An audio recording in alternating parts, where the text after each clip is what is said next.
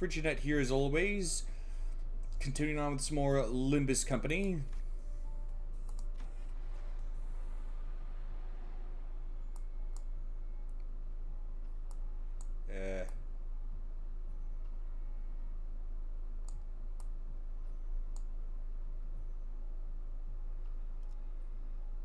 Shoot, where the heck is the next? Okay, there it is. Causality that threads the past, the present, and the future.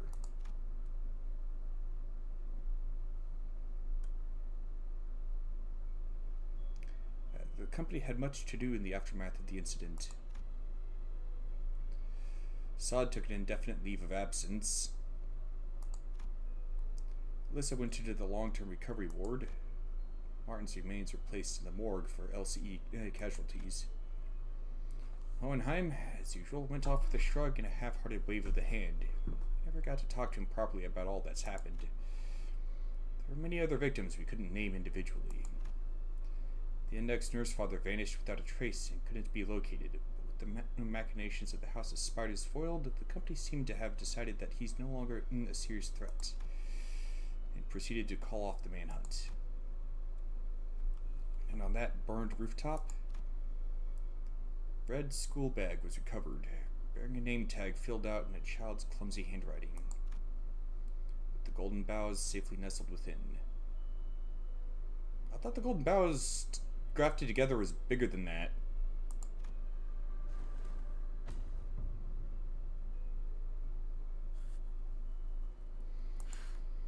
Yoshu started smoking again. Any trace of Rai's existence was completely erased from her mind, and there was, at present, no way to restore them. Perhaps Yoshu herself knew of the loss, that something had flowed out of her and disappeared. But to what extent, I had no way of telling.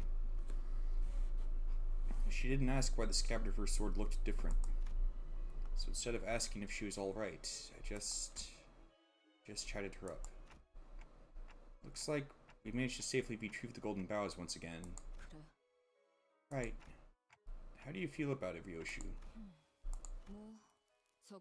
Well, at least it wasn't sad. I mean, it was alright. You're not gonna lie. Oh, you mean it wasn't such a disappointment? Huh? Oh, Yoshu, I've heard the other one before. Yeah.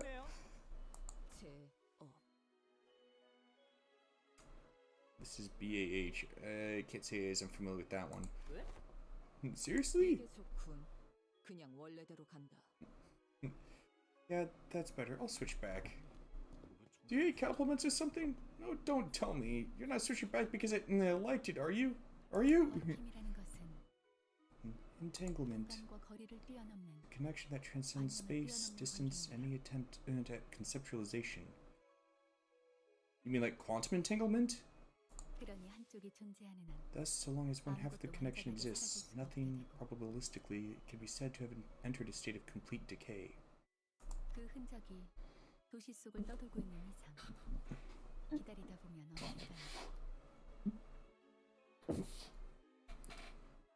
As long as its trace wanders the city, it will eventually resurface. Does that mean... Yes, so long as the scabbard remains in existence. As long as the bus keeps moving. I'll keep turning the clock. And when I do, we'll all be seeing the same starry sky. Stars that no longer exist in the city swirl around us like a vortex. Yeah, they're actually moving this time. Every time I revive the sinners, Yoshu too will exist in that moment. To be reunited with what is forgotten but cannot be lost. Her only daughter, Araya.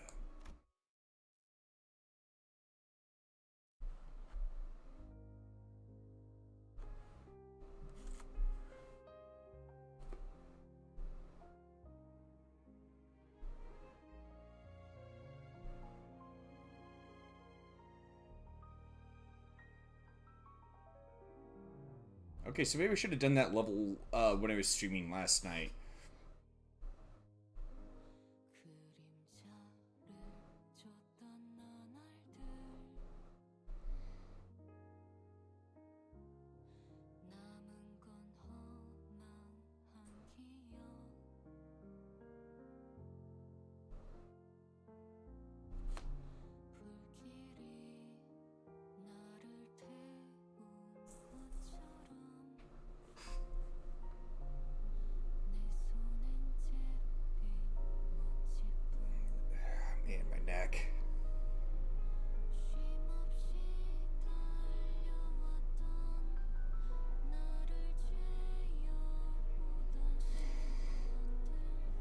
Ooh.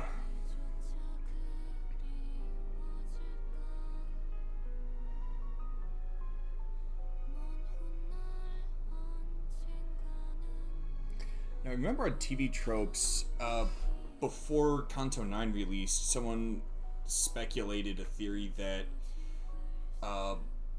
the sword was made from from the body of Ryoshu's daughter. And keep in mind, this was like even before the trailer for Kanto 9 had dropped, so as far as I'm aware, there was...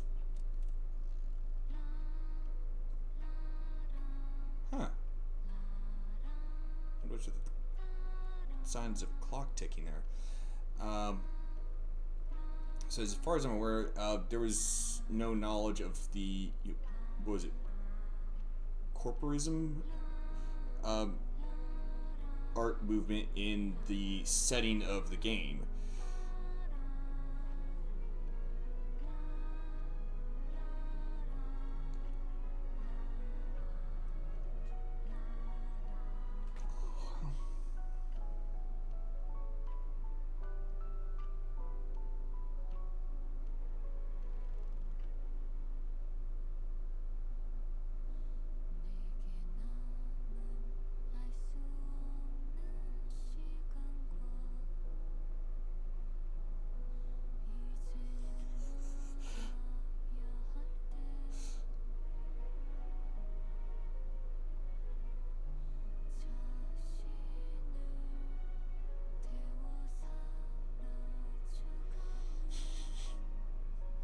Assault just lugging around two I-beams just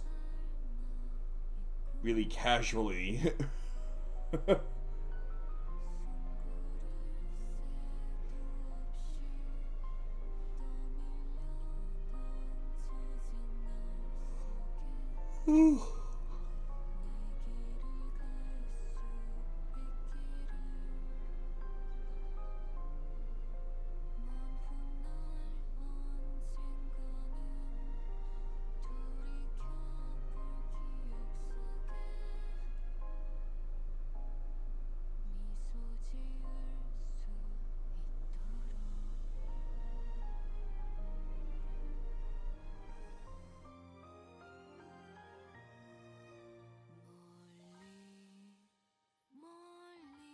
Come on, he's saying you're doing some architectural design, you're not writing poetry.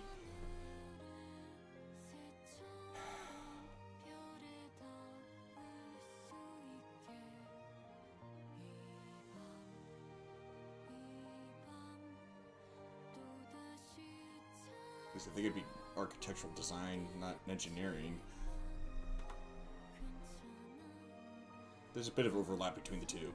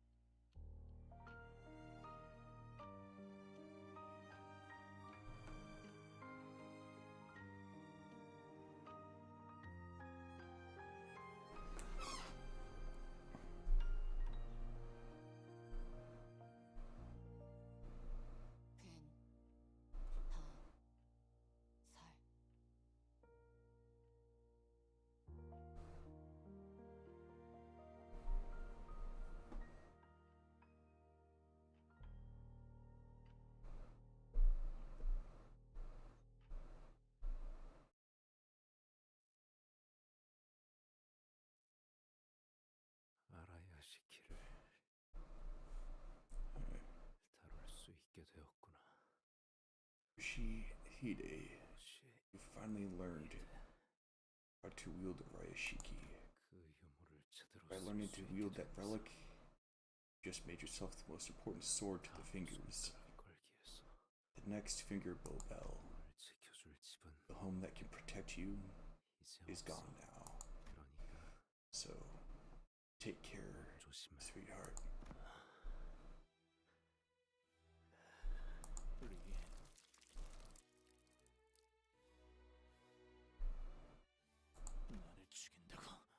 Killing me won't be the end of it. The proxies never stop hunting you down. Walking in the muck of this reeking cesspit won't keep you hidden forever. Oh dear, I'll need to dye my hair again. Supposed to recite this? I have nothing but my sorrow, and I want... This is tiresome.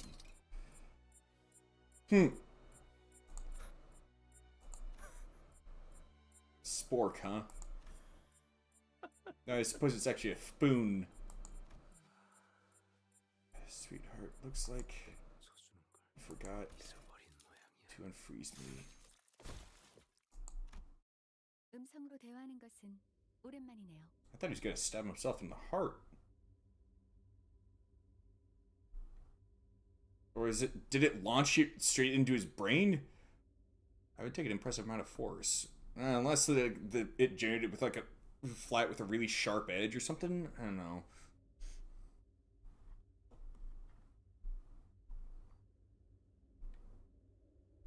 I mean, heck, imagine how dangerous that weapon could actually be if instead of like generating random weapons, it could actually like generate various weapons as those maybe like alter their size or shape based on what the wielder is thinking. That would be a dangerous weapon. Rational and brilliant Faust, huh? It has been some time since one such means of oral communication was engaged. Unbending, proactive, and resourceful Faust. This macabre atmosphere, it seems the congregation this time is in the form of levitating stones. Fitting representation for the discussion of serious agenda. However, there are no subjects that rise to such gravity at present. August and dignified Faust. Which Faust is the audacious Faust that dared to force convene a classical Walpurgis Nacht at such a busy moment as this? Lovely and guileful Faust. It is unimaginable that such an ignorant and tactless Faust should exist among Fausts, save for naive Faust. Oh my, it really was her. Yes, this meeting has been convened by naive Faust. There's a question that begs the answer of Administrator Faust. There's a question that begs the answer of Administrator Faust's Gesellschaft management.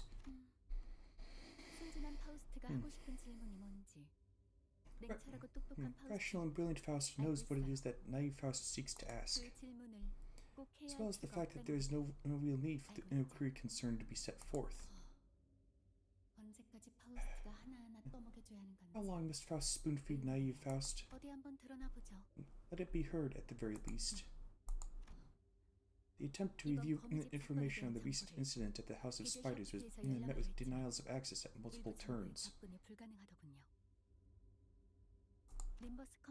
Requesting access to intelligence on the individual who has deliberately compromised the security of Limbus Company's HQ.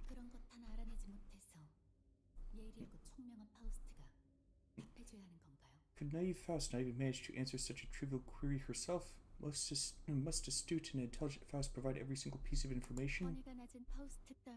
There is no obligation to disclose more information to a Faust of such inferior access rights. Surely naive Faust has not forgotten how access rights work?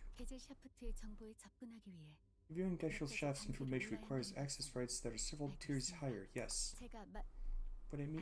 What Faust means to say is...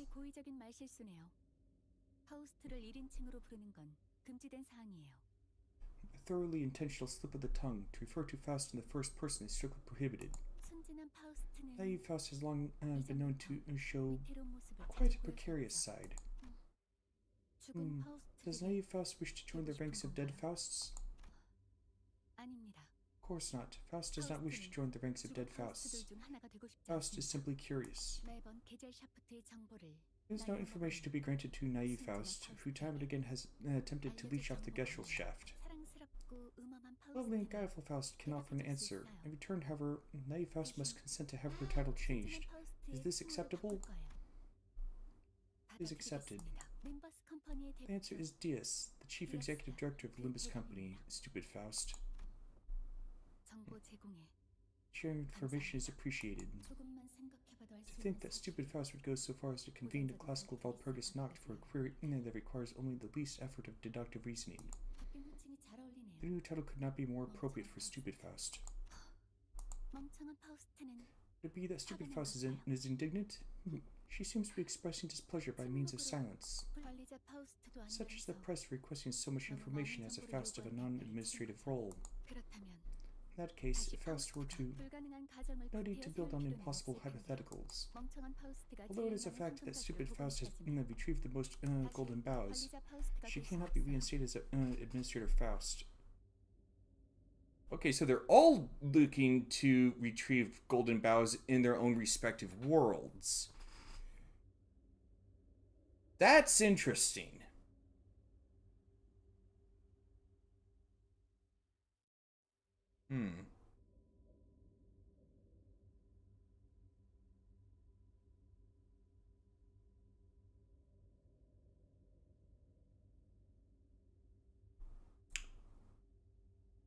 Rather intrigued as to why that might be, though. It's most likely some sort of collaborative effort between the whole lot of them, probably for a common goal.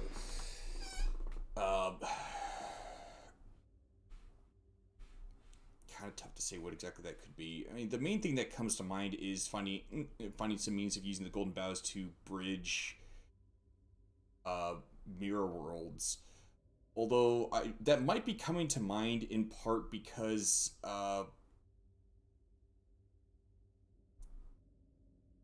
so with Magic the Gathering, there's like these story arcs that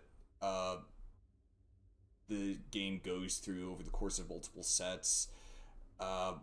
One that concluded relatively recently involved, who was it? Elish Norn. Involved Elish Norn getting, I think it's a part of the world tree from the Kaldheim, from the Kaldheim plane, and growing it in, the heck was the plane called again? It was originally called Mirrodin. And having a planeswalker that could like bind himself to trees. And was there something else that Elish Norn used? I don't quite remember, but basically using that to create a bridge that could basically go from the plane of Mirrodin to any and all other planes.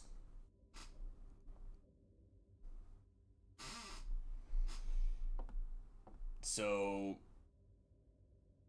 that kind of storyline being in my memory might be why I'm speculating that their plan may in fact be to find a way to bridge the mirror worlds.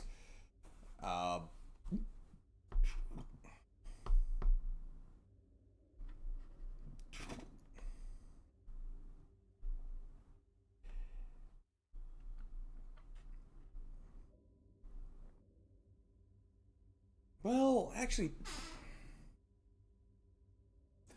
okay, so I've had some hunch. I've had a hunch as to a number of literary works that future Kantos could play on, such that they'd be themed around them. One of them is not just Alice in Wonderland, but the sequel to that book, through the. It's often just called Through the Looking Glass, or maybe Alice's Adventures Through the Looking Glass. Because the actual title for the book, Alice in Wonderland, is actually Alice's Adventures in Wonderland. But the actual title for the sequel to that is Through the Looking Glass and What Alice Saw There. And with that being the case, I kind of speculated that maybe there might be a Kanto there might be some point in the story where the sinners end up traveling to one of the mirror worlds. And the only way I can think of where that could end up happening is if the various Fausts are trying to use the golden bows to, trying to use the various golden bows to, well, from across the mirror worlds to sort of bridge between the different mirror worlds. Well, actually, not exactly a literary work, more like a collection of them. But there's also the concept of Yggdrasil in Norse mythology, where the 9 realms were in and around Yggdrasil, and Yggdrasil kind of, sort of bridged them.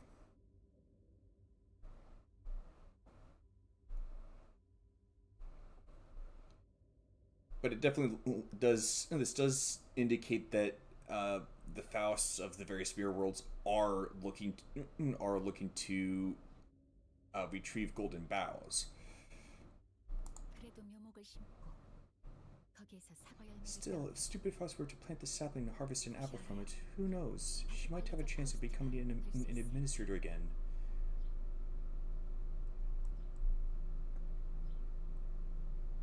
Huh.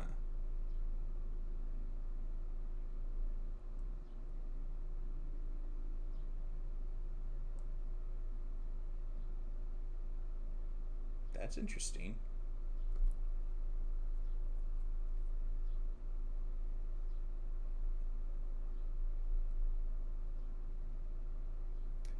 Because that also that also kind of connects to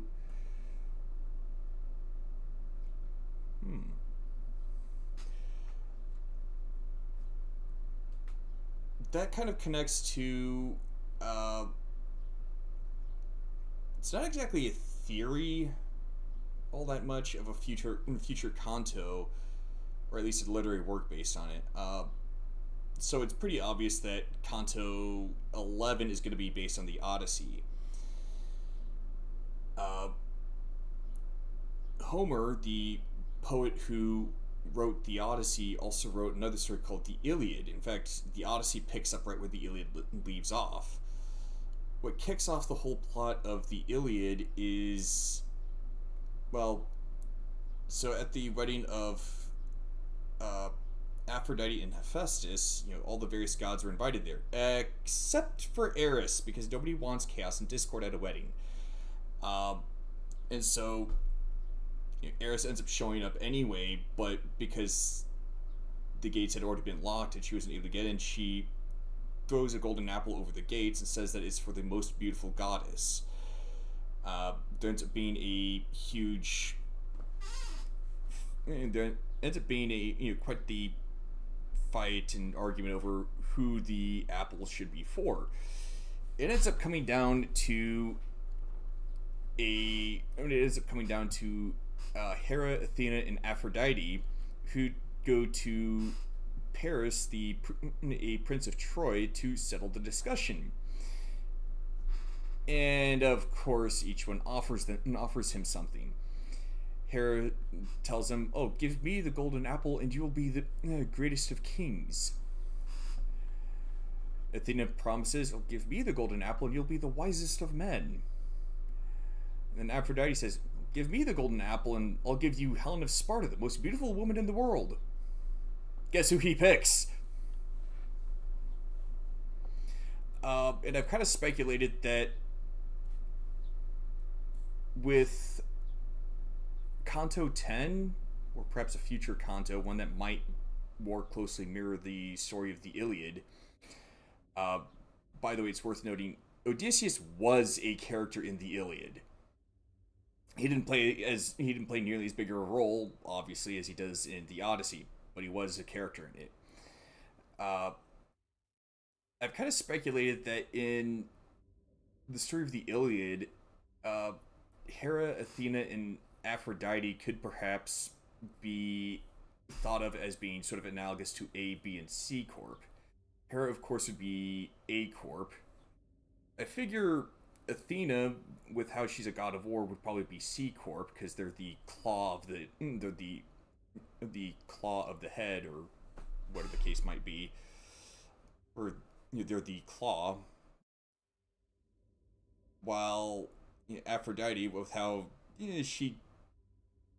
her beauty did tend to have a lot of eyes on her, as well as the fact that it's kind of process of elimination, would be analogous to B Corp. And also, since Diaz plans to overthrow the head, well, the toughest one to deal with of those three is going to be B Corp, or rather, the one that's going to make them really tough to deal with, because B Corp is able to see into the future, and so no matter how far you plan ahead, they're always going to be at least one step ahead.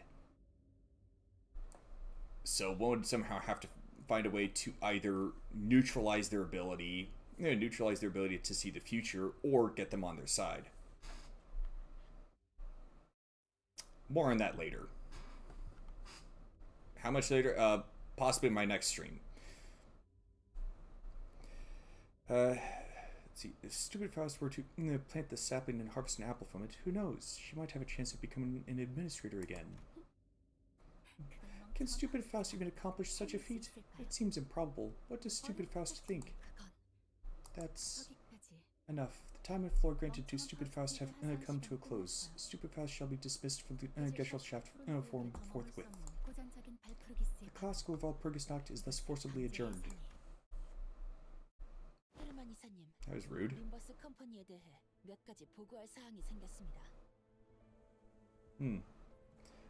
Madam Director, I have some updates to report on Limbus Company.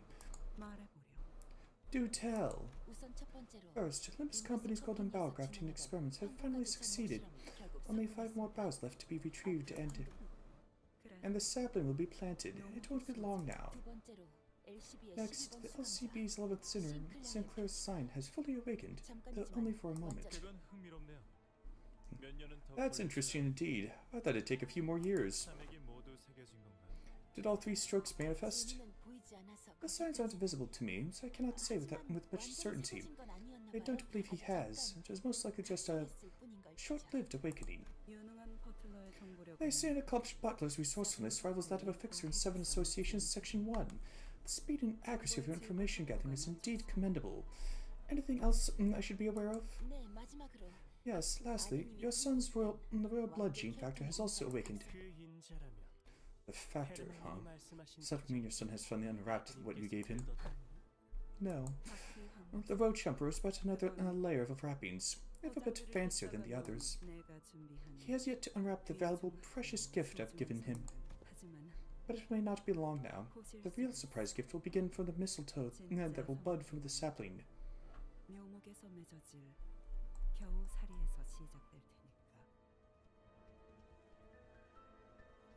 Huh.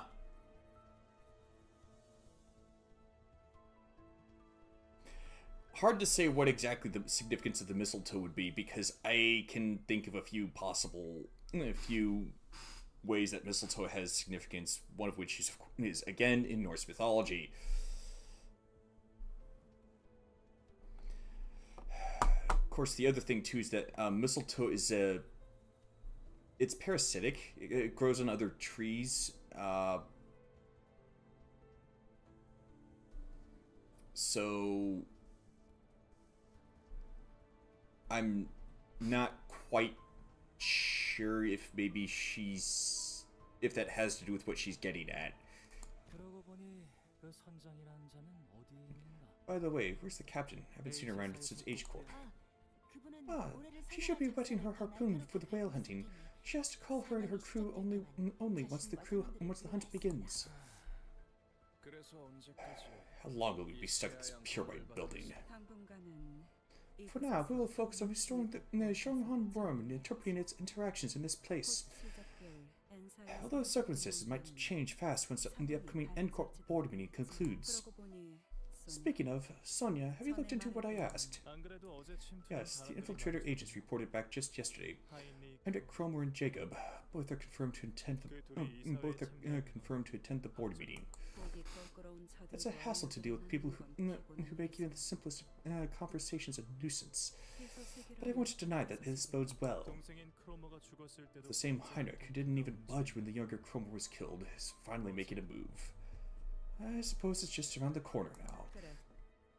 Indeed, it won't be long before the Malleus Maleficarum's roster is finalized.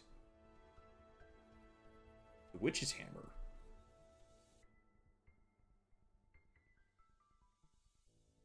Huh. That's very interesting. The Malleus Maleficarum, it does mean Witch's Hammer, by the way. It was a book written about, well, basically hunting witches, and considering how the Walpurgis Nacht is a gathering of witches and a lot of connections to witches, it makes me think that they know about the Gesellschaft.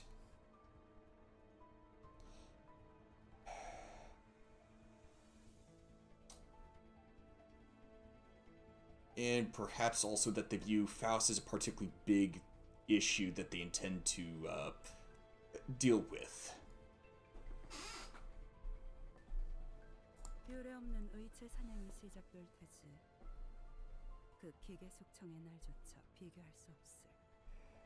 A hunt for prosthetic users, the likes of which the city has never seen, will soon begin.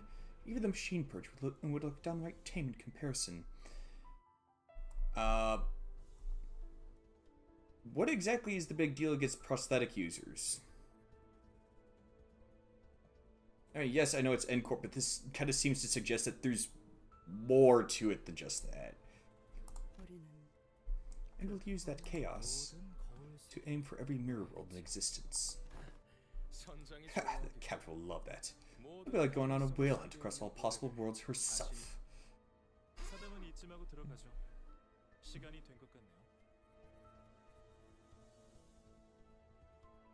I've played Persona, yes.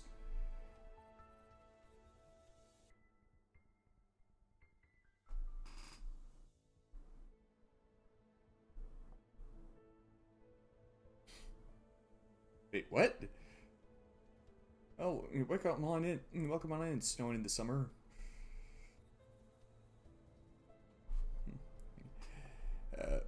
Perhaps we should wrap up our talk and head inside. It's time.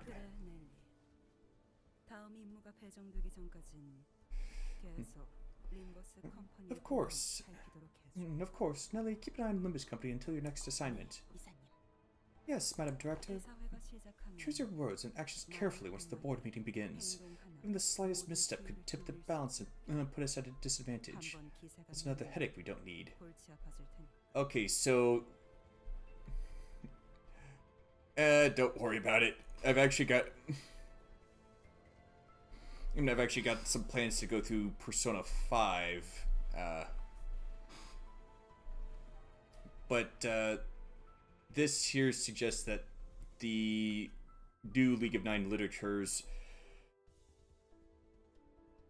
they're not actually operating under the orders of H-Corp, or not H-Corp, N-Corp, but they're more using N-Corp as a means to an end.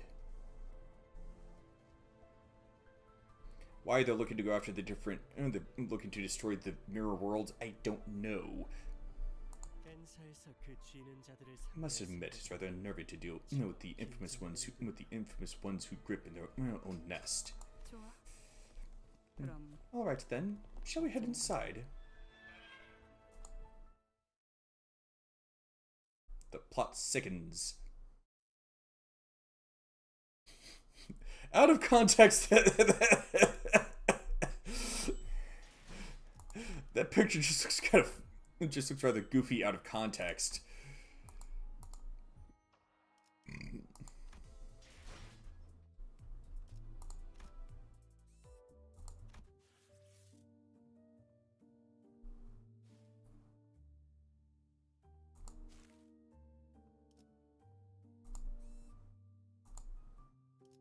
Oh, wait, that goes to the shop. Okay.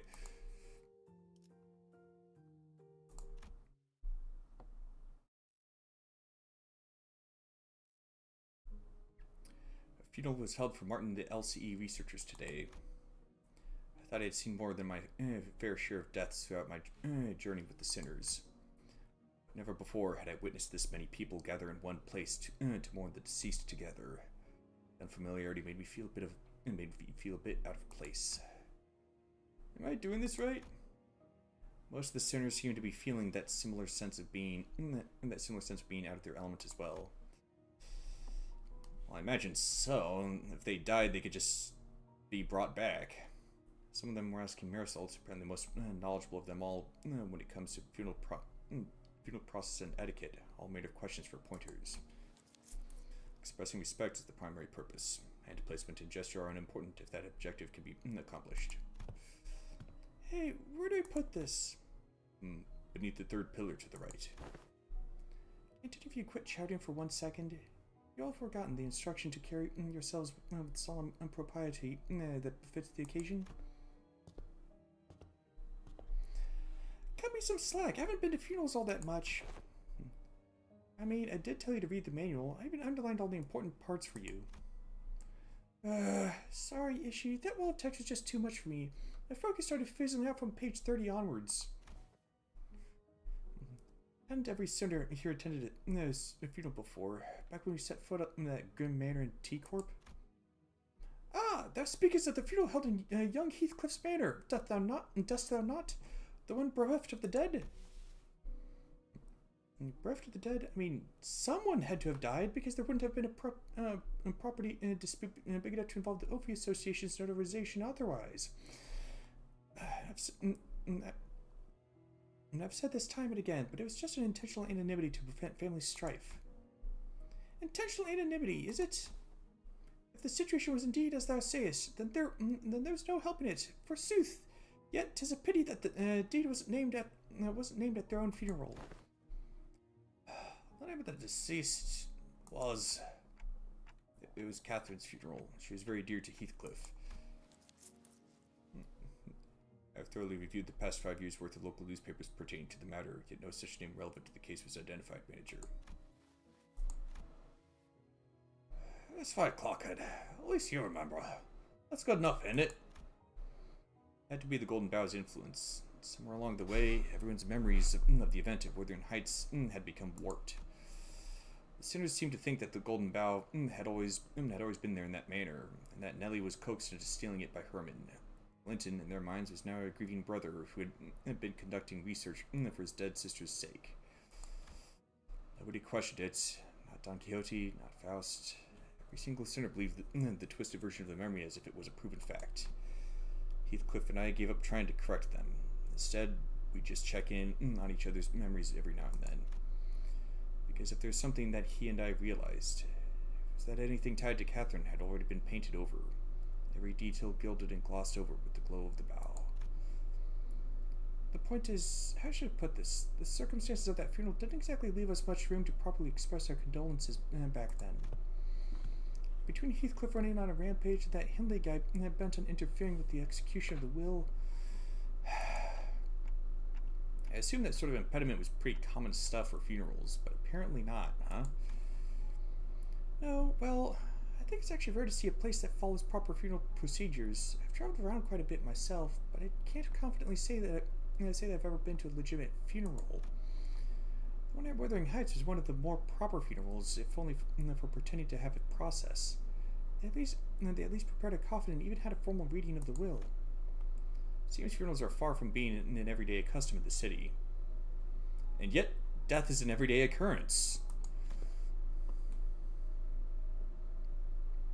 Almost disturbingly so, it seems.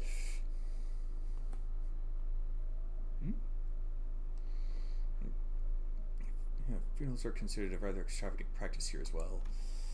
Corporations are not eager to grant time offs just because an irrelevant someone has died, and the price of real estate seldom makes it viable to buy land and erect memorial houses on it. Ah, hello, Chiazada? An archive? Okay.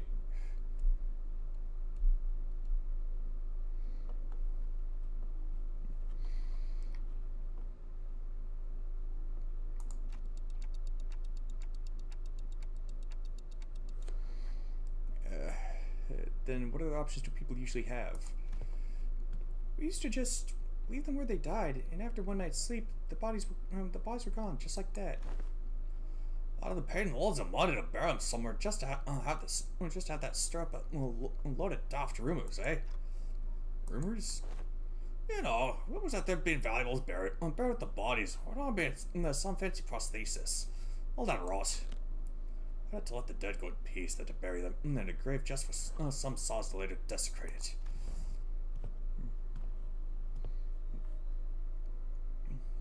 In Hungary, people tend to set up graves.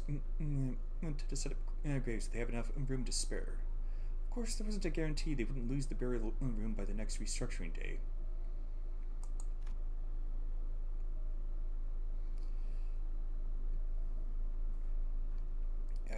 If all you in the YouTube chatter Limbus company fans, you might want to keep an eye on my channel. I'm gonna be doing a stream going over a few theories of mine in the next day or two.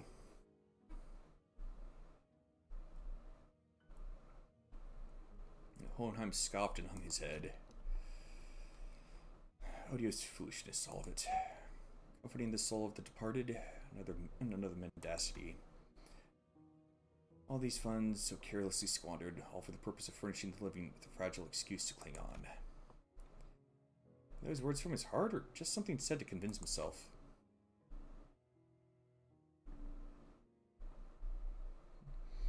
Let's see, whichever was the truth, I couldn't see the look on his face with his head tucked so low. The funeral didn't last long. It was just a brief moment of silence, followed by a few quick goodbyes that were shorter still. The ceremony came to a close once Alyssa, who is still in recovery, came to pay her final respects. Flames devoured the coffins of Martin and the other researchers, announcing the end of their existence with the crackle of firewood. So, I suppose you'll be leaving now? Oh. We're staying until Gregor's stable enough to travel. Dante says we'll remain here until Gregor's condition settles.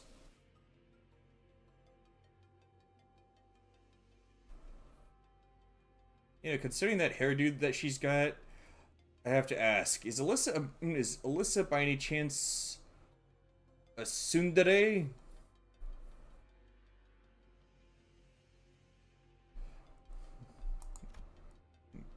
Gregor came to his senses again a few days after his unforeseen metamorphosis in the battle against the thumbed nurse father. He was given a checkup, and Hohenheim said there is no cause for concern. Physically, that is. The psychological assessment turned up disastrous, to say the least. Gregor was declared unfit for combat deployment for the time being. So you won't be leaving just yet. Good to know. Then I assume you'll be okay with us borrowing Sinclair for a while? Me? Yes, you. The LCE wants to look into the sign you manifested, Sinclair. The higher-ups didn't waste a second greenlighting the project. Which means what I'm telling you is more a notice of investigation than a request for permission. He got volunteered. Huh? What investigation? What are you? Yeah, it's just a rather rudimentary instance of human experimentation. Calm yourself. Human experimentation? Did you really have to put it like that, boss? Not to worry, Sinclair. A swipe or two on your skin and maybe some talk therapy. That's all there is to it. A swipe or two of what? Of course, if we had your consent, the avenues of research could be vastly... No, I'm not giving you my consent! No means no!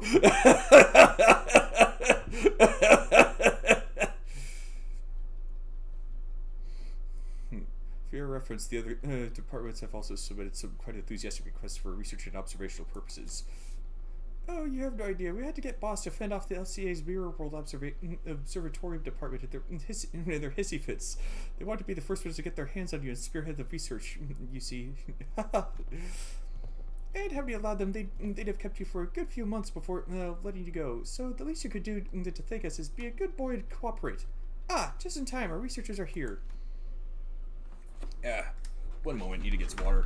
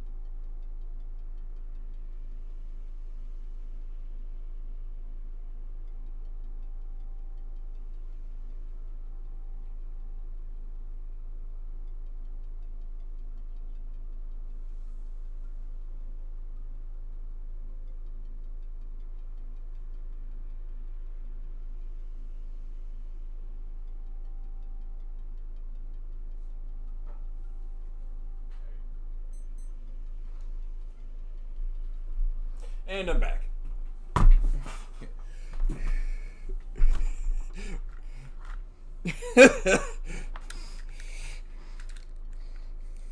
Archived? I barely know her. That sounds kind of like a Nemi nightmare joke.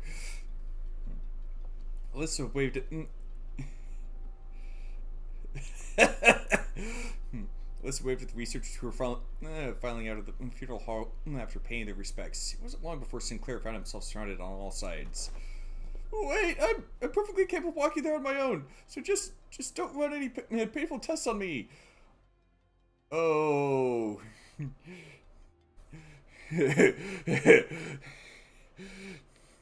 It won't be painful as long as your tolerance is high enough, Sinclair.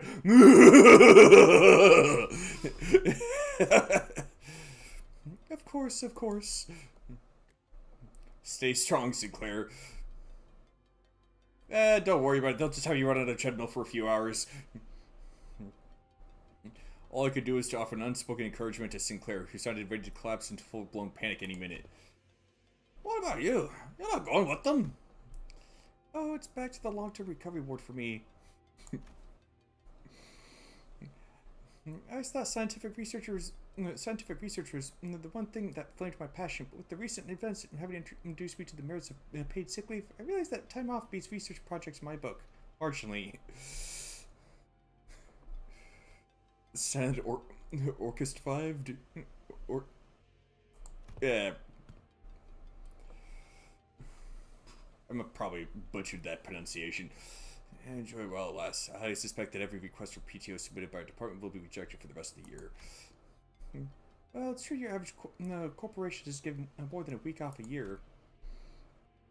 As soon as Alyssa trudged off with her dragging steps, the researcher seized Sinclair and carried him away.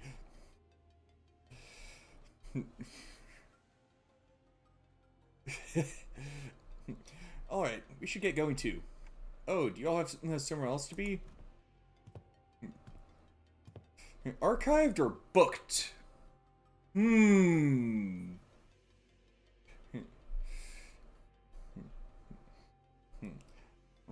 Well, I thought I'd go visit Gregor. I'm worried about him. Got something nice to help with. Gotta be there for it. I'm going with Sinclair to get some rest. Also keep an eye on the researchers and stop them if they try to think fishy with the experiments. Anything fishy, you say? What a choice of words coming from you. Let me know later if you need anything, Dante. The students fanned out in different directions. They seem to have their own errands to run during our stay at the LCE. Everyone's busy with their own thing. The only ones keeping me company now were Ryoshu, who'd been filling the air around thick with cigarette smoke, and Don Quixote, who was sniffing and asking around at every corner for Vespa in a valiant quest for the new color fix's whereabouts. Book Distortion Star and City? Faust was still here too, staring blankly into the air. Is she accessing the Geschel shaft? You seem to have some time to spare, manager. As I stood there wondering what I should do next to pass the time, Hohenheim, who had apparently finished tackling and signing the stack of papers, walked over to me.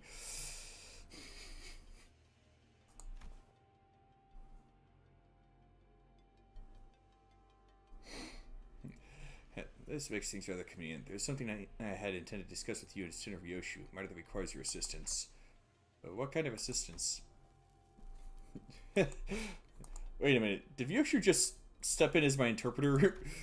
It's not that I don't appreciate her gesture, especially since she'd usually snap at me and tell me to find someone else to interpret whenever the issue came up. Des is Arkshana. But I can't help but doubt whether her choice method of interpretation actually accomplishes anything.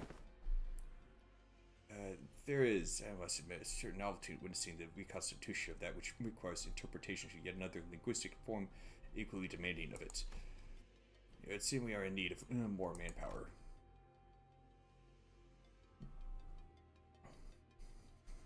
Scratched his head, Hohenheim looked around for a moment before coming to a sudden pause as though an idea had crossed his mind. At the end of his gaze was a certain someone who was busy badgering LCCA employees with her relentless questioning. Who else, pray, might know where he is if thou knowest not. Now listen closely. The one I seek is a bearer of hair fashioned in the likeness of a bull.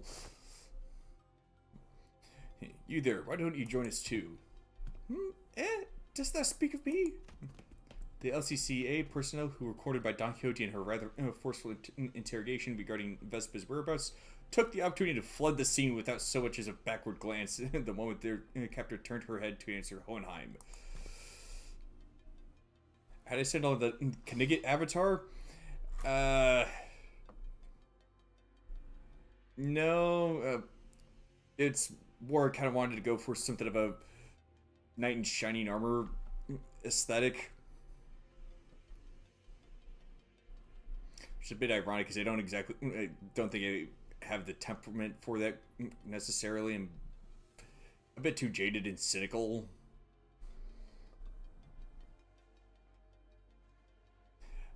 Indeed, there's a task that requires your assistance. What? I've yet more boards to trade with the most noble yellow harpoon. You seek to emulate the virtue of chivalry. Does that entail turning down the earnest plea of those in need?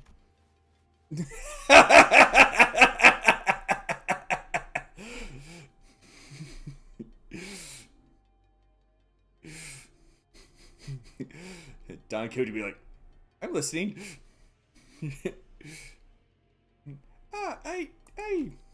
For the sake of clarity. I commissioned, Rico-chan. I think that was her name.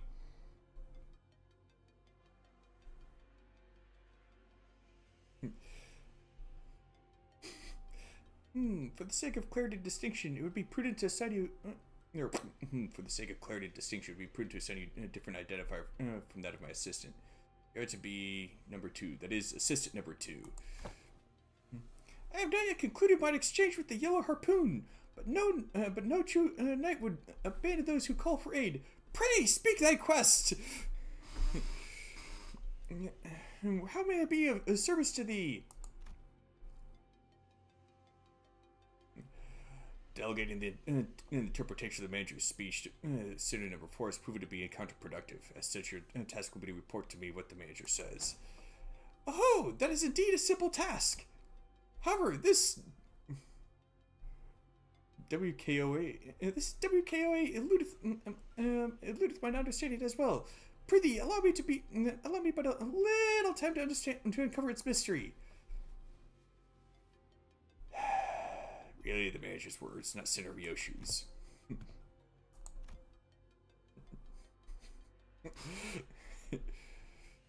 Give Hohenheim a nerdy tint to the voice trust. Oh, sure, thanks. They're asking you what kind of assistance you need. Actually, is Tomodachi on... Is that on Steam or is that a Nintendo exclusive?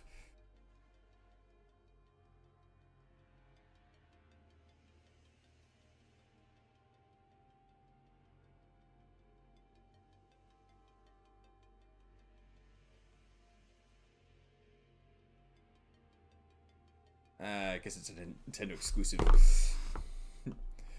The request for interpretation was not directed to you, but I cannot deny that your meddling in the present circumstances is a welcome one. It was simply that the irrationality and inefficiency of your suboptimal staffing choice and workflow have become sufficiently unbearable. Faust hopes this was not some guileful scheme devised to elicit Faust's cooperation. In any case, Manager, this request of mine concerns an investigation into the back doors located in the House of Spiders. I deem that the two of you should be the ones most familiar with the structure and layout of the house. After all, you were the one monitoring the entirety of the 5-pronged assault operation, and certain number 4's familiarity does not bear repeating. Do we go to the House of Spiders right away?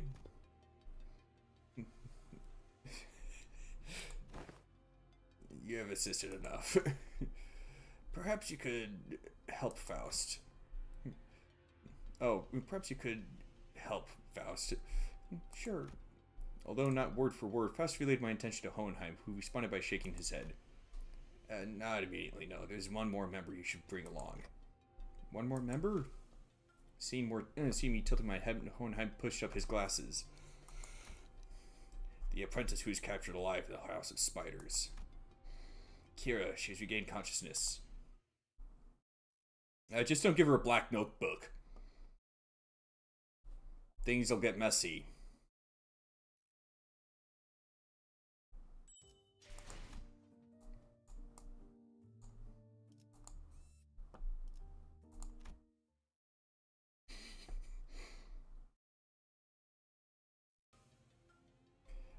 Let's see.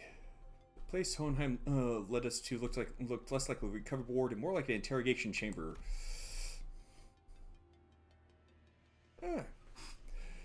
Don't worry.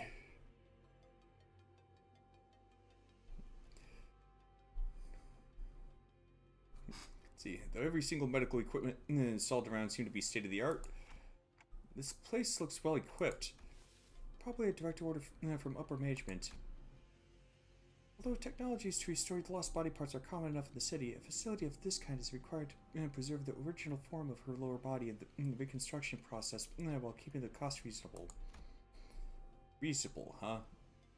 Do I want to know how expensive the other options are if this counts as reasonable? I want to understand why it is that they couldn't, like, take her two halves, put them together, and just use a K-Corp ampule. Why would that not have worked? Am I missing something?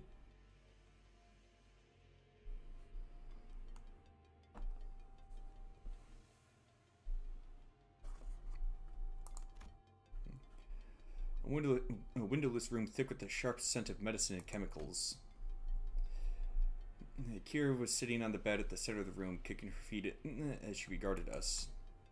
For someone recovering from bisection, she didn't look much different from how she'd appeared when I'd seen her through the Cinder's shared vision.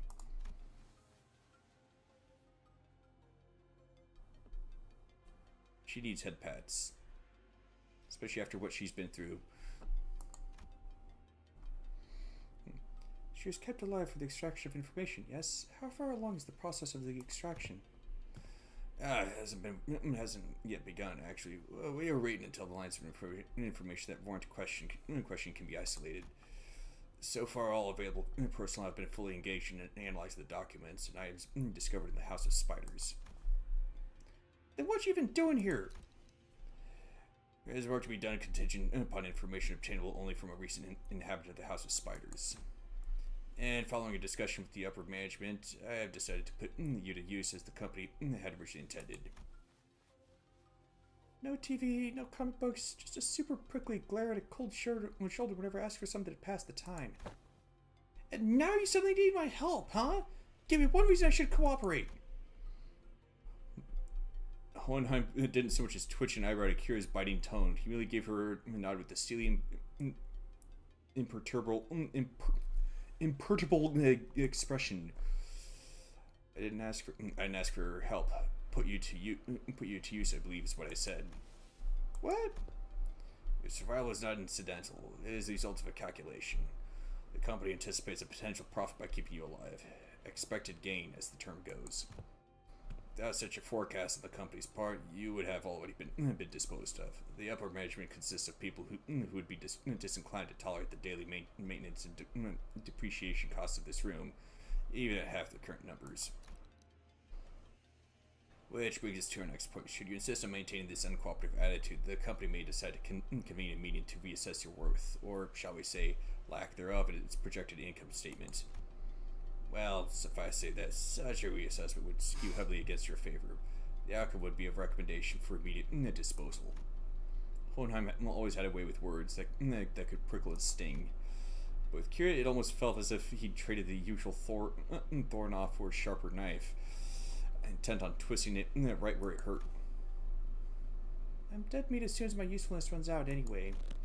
It's not like you're gonna let me live, not after I killed a bazillion of your guys.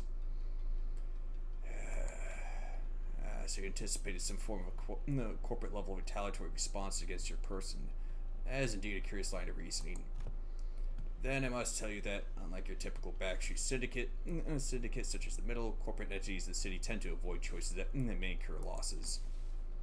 The value of the information that could be extracted from an apprentice of the Middle, and the combat prowess honed under the tutelage of a great brother of the Middle, these two considerations are likely what increase your value in the eyes of the company. Ha! Y'all got zero self-respect, huh? You should consider yourself fortunate. Huh? The heck are you on about? Other companies would not solicit your cooperation by means of a verbal exchange. Your interrogator would simply open your cranium, harvest your brain, and extract any and all necessary information without going through intermediary steps such as this. Even without resorting to such methods, the range available means to compel the disclosure of information is practically limitless. Truth serums, hypnotic suggestions, electrical shocks and simulations, and of course procedures utilizing distortions and abnormalities. That being said, the LCE department prefers to distance itself from such uncivilized approaches that may entail complications and after effects. I do hope that we share a similar predilection. You're so freaking annoying, you know that, mister? That feeling is entirely mutual. You mean the biting chill of his threats to sink in? Hohenheim turned toward the exit. Give her some push and bring her along. I don't quite seem to be myself today. Disregard that. That too is a rather foolish thing to say. I'll defer this matter to you, manager. Work of this sort likely falls well within your capabilities than my own. And with that, Hohenheim stepped out of the room, leaving me to deal with Kira. His reaction was understandable. The LC had only just finished laying his dead researchers to rest. Kira was probably the last person anyone would want to face right now, much less speak to. I shouldn't even say to persuade her. I was so caught in thought when someone quite unexpectedly made her way to Kira. Yoshihide? You. Heard you got stabbed in the back by Matthias. That's not true. Papa wasn't landing a fatal blow unless he cut through me too. That's why he did exactly that. Aim for the enemy's head. Besides, he made the right choice. A little sacrifice ain't a thing in a family. Ah, family. Coming from him, a metal mutt thrown out of his kennel. Doesn't that sound ridiculous even to you? That's thrown out? That bastard Matthias was a GB, only by technicality. He messed up badly. He was still family by name, but underneath it, everyone hoped he'd disappear quietly on his own. Here's that family member nobody wanted around. Same treatment for me, being his brat. Not surprising it's the ST for the bowl cut, too. Same tastes? Oh, young Yoshu, could it be that thou also does harbor passionate zeal for fixing... I quickly clapped a hand over Don Quixote's mouth as she smoothly chimed into the conversation. So what exactly is your point? The point is you're taking too long. If you can't decide whether you want to live or die, I can shorten the hesitation. CQ or sync right this instant. What does that mean? Cooperate quietly or I'll snap your neck completely right this instant. Sync isn't such a bad way to go if you're keen on taking that loyalty act straight to the grave. Ha, this is so crappy. Whatever, I get it, okay? I'll talk if that's what you want so bad. That actually worked? Fixes who go out in a blaze of glory aren't actually the strong ones. It's the ones who survive. The ones who live to see another day and keep getting stronger. Anyway, Yoshihide, what's up with you talking in weird-ass abbreviations? Like, sync? That's so random. Who even says that? Yoshi didn't bother to reply and simply chewed on the mouth end of her cigarette. But is this really the right call? To her, we're probably people she needs to settle this score with. As if. Half her tattoos are gone, Clock. They even confiscated her book. You think the middle sorry excuse for loyalty means so much for this trade that she'd bite us? Besides, no better hear it from her instead.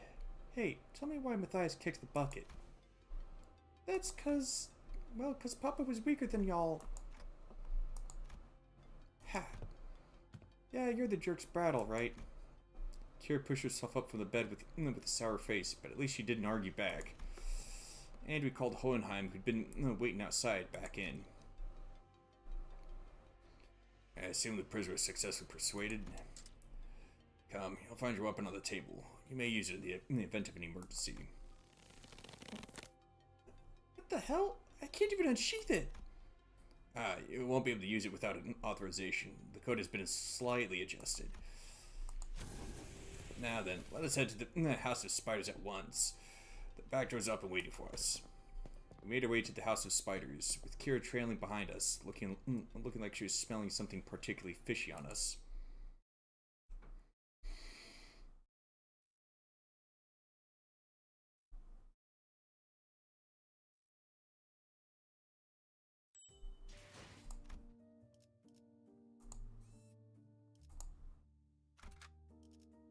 Huh.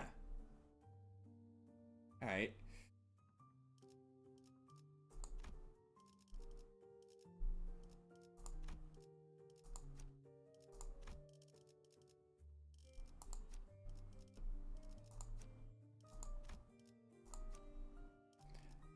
Might as well get the most of this. Well, the most out of it.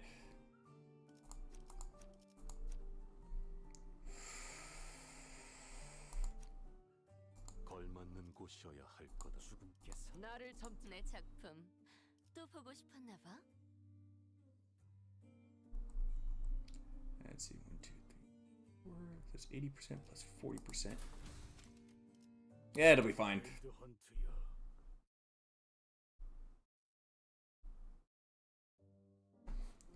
Only a few days had passed since our last visit, but the place looked markedly different from what we remembered.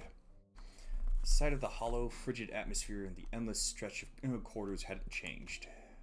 But Calisto's so-called artworks were now covered in white sheets, and unfamiliar devices were fixed all around the back doors. Prithee, who might those people thither be?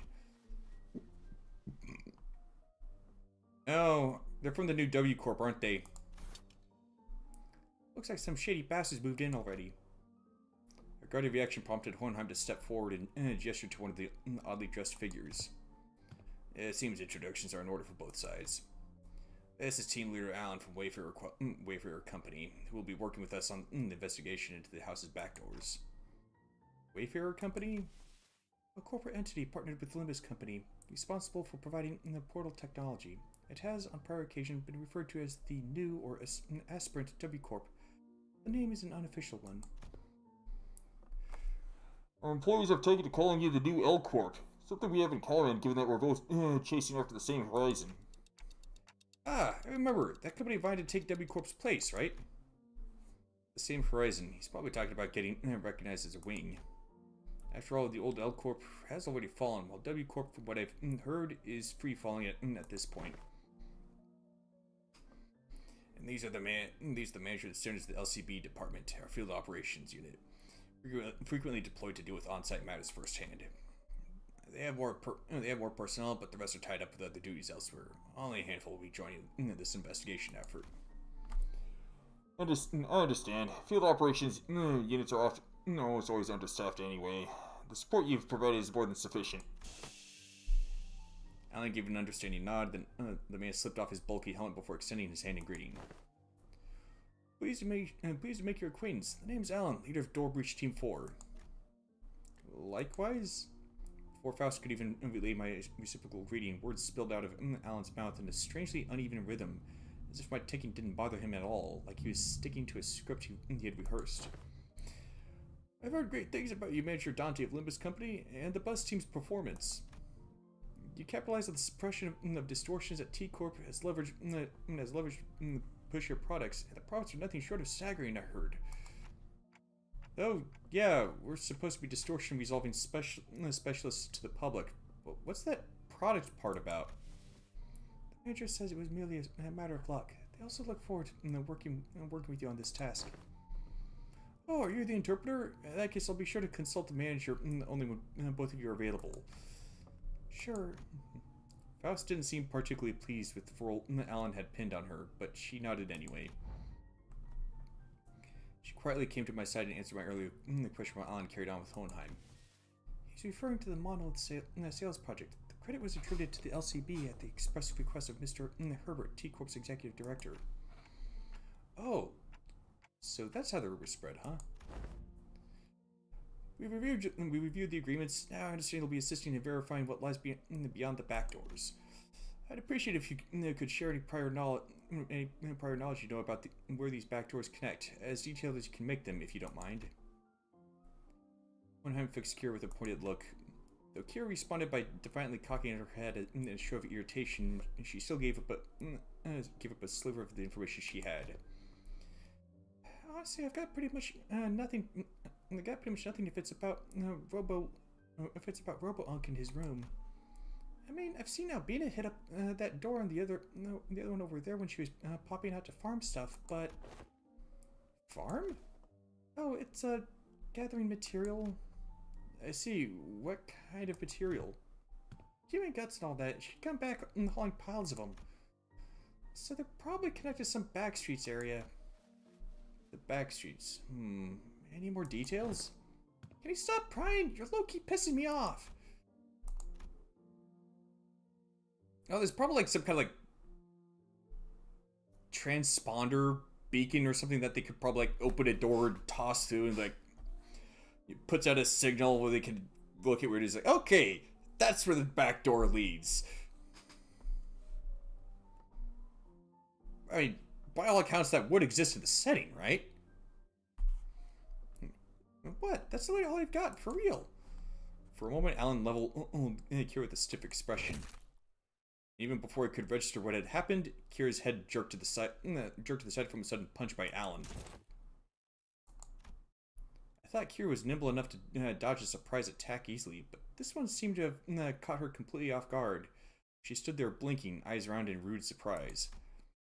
Actually, it wasn't that he caught her off guard. It was the motion of the punch itself that somehow felt off. The fist being raised, the arm being extended, the blow making contact. The chain of actions was there, but it just didn't look normal. Did you just hit me? What the hell's wrong with... As Kira reeled for the unexpected strike, Don Quixote spoke up in a cold, sharp tone. Thou, what manner of discourtesy is this? With all that whining, I thought the bride could use a lesson to remind her of her place. I had no intention of damaging your company asset, of course. I simply assumed that the level of warning would not be inappropriate in this case.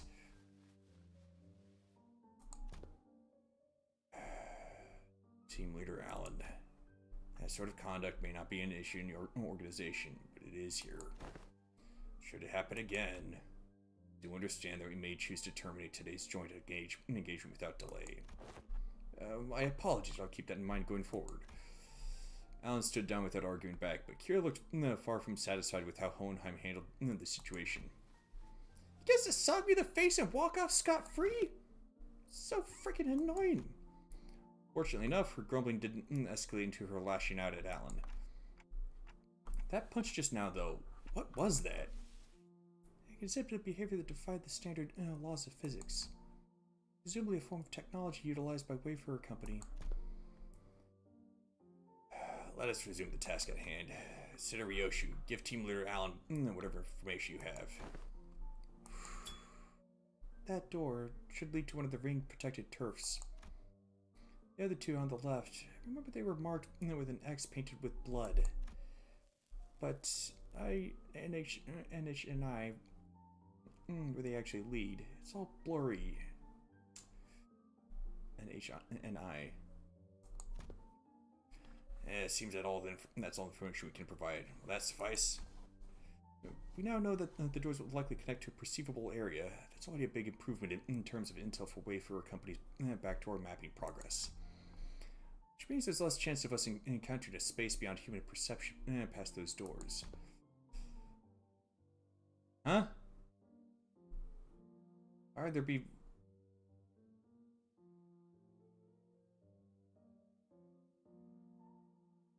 I'm not quite sure what exactly he means or why there would be such a space beyond one of the doors. Alright then, I'll proceed with connection verification. Which door shall we test first? I'll start with the one Senator Ryoshu mentioned. Ha! You don't trust me at all, huh? Then why even bring me along? Ignoring Kira's jab, Alan began setting up various devices on the door, and soon an elegant white door opened before us. Shall we? Art thou joining us as well, young Hohenheim?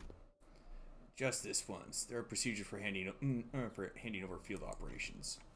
Okay, let's see what's in there. Might want to close that door and seal it shut. Is that a whale? Taxidermied whale? What the? Is this some kind of wildlife exhibit? No, it's an art exhibit. Duh! The moment we stepped in, the lights hit us all at once, drawing squints and frowns from the sinners. Thanks to my lack of physical eyes, I could make out a room filled with statues or perhaps taxidermied animals. This one is really freaking me out because I feel like I've seen something like it before.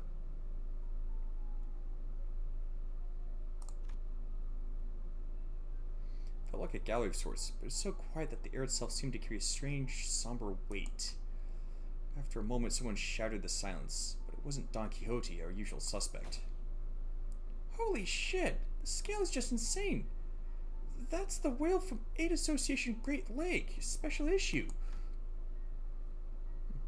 Kira, who'd seemed beaten down all along, exclaimed with a bit more energy in her voice. Man, seeing in real life sure hits different. And the Indigo Elder solo one-shots these monsters with that harpoon of his, huh? It's a Great Lake whale. Doesn't look like the one we've encountered, though.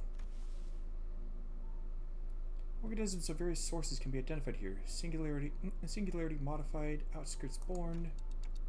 They look almost alive. They're not, right? No, they're not alive, but...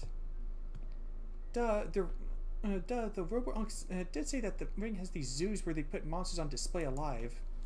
Man, this would have been way more fun if we could see the moving ones. Everything here's dead. Meh, still looks crazy sick, though. The vibe really hits. Even though she was trying to play it cool, Kira kept sneaking glances at the massive horned display off to the side, clearly surprised in a way she couldn't hide. That said, I felt a distinct shortage of hyperactivity given the presence of a certain someone in our party. Don Quixote? The eye of a second kindred of House Tepes. What is it doing here? At the mention of the word kindred, I couldn't help but follow Don Quixote's gaze. And there being a second... there being a House Tepes is rather concerning. I've heard that surname used in connection to Dracula. And most in the case of Mina von Tepes. Wasn't Dracula's name Dracula von Tepes? Or Tepish? Whichever. She's probably referring to that, though. Opposite the whale was another kind of exhibit. It contained items leaning on the more gruesome side of things, starting with a crimson eyeball that caught Don Quixote's attention, and body parts like hands and bones that looked as though they'd been stripped from the human body. That one kind of looks like a Houndoom head, which is very concerning. It's a gallery of the School of Fauvism, probably a main studio at that, which comes with the Meister's atelier and an auction house. Alan, we'll be making our exit shortly. Prepare to initiate lockdown sequence. Before Hohenheim could even finish his urgent transmission, numerous footsteps closed in from somewhere nearby. Turning toward the sound of shoes clacking on the floor, we found strange figures wearing animal masks staring directly at us. That presence, it's kind of like Papa's. Hey, no wait. That's not a raid boss we can clear at our level. We gotta get out of here. It's not that simple. Retreat is not a viable solution here. This door is connected to the House of Spiders. Escaping without installing a security system will invite pursuit. We must stall them until Alan is ready to initiate the lockdown sequence.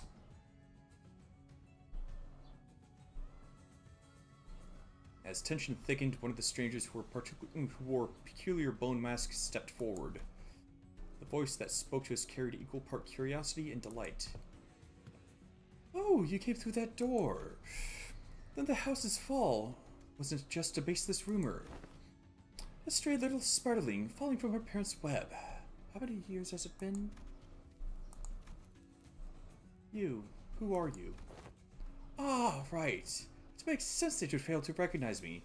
I used to wear a different mask back when I used to visit as your tutor, didn't I? A wolf, if memory serves right." "Ah, hello, official something wicked. Welcome on in." "Yes, that must have been when I was quite captivated by the sensation of tearing into the raw, still thrashing flesh of living prey. I hate the fact that I can't play this game because of my weak device." It must be a really weak device. And the predator is ferocious yet cavernously resident howling. Rings a bell. You're that miser whose whole lesson was a 3-hour sermon praising the intensity of primary colors and the strength of living creatures. Benoit, was it? That's right, Emile Benoit. And they say you can attach a phoenix from a chicken's egg.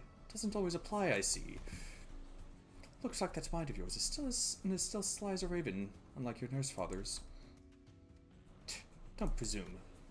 I remember you because the tactility of hides and guts made for passable AW. At first glance, it looked like Vyoshu was casually taking a trip down memory lane with Maestro. But I had a feeling she was, in fact, dragging this out on purpose to buy us time. Yeah, I managed to download it, but whenever I entered the first mission, it instantly kicked me. Oof.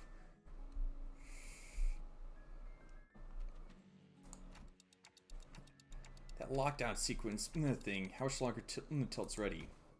Young Hohenheim, the lockdown sequence! Don Quixote had been shooting the ring members, and incensed glare sparked by the discovery of a kindred's eye swiftly relayed my words to Hohenheim without even a hint of her earlier shenanigans. I'm afraid the progress and speed of the lockdown sequence lies in Alan's hands, not mine. It is, by its nature, time-consuming work. We cannot expect haste. Perhaps that does make this a suitable juncture to trial Plan A. Plan A?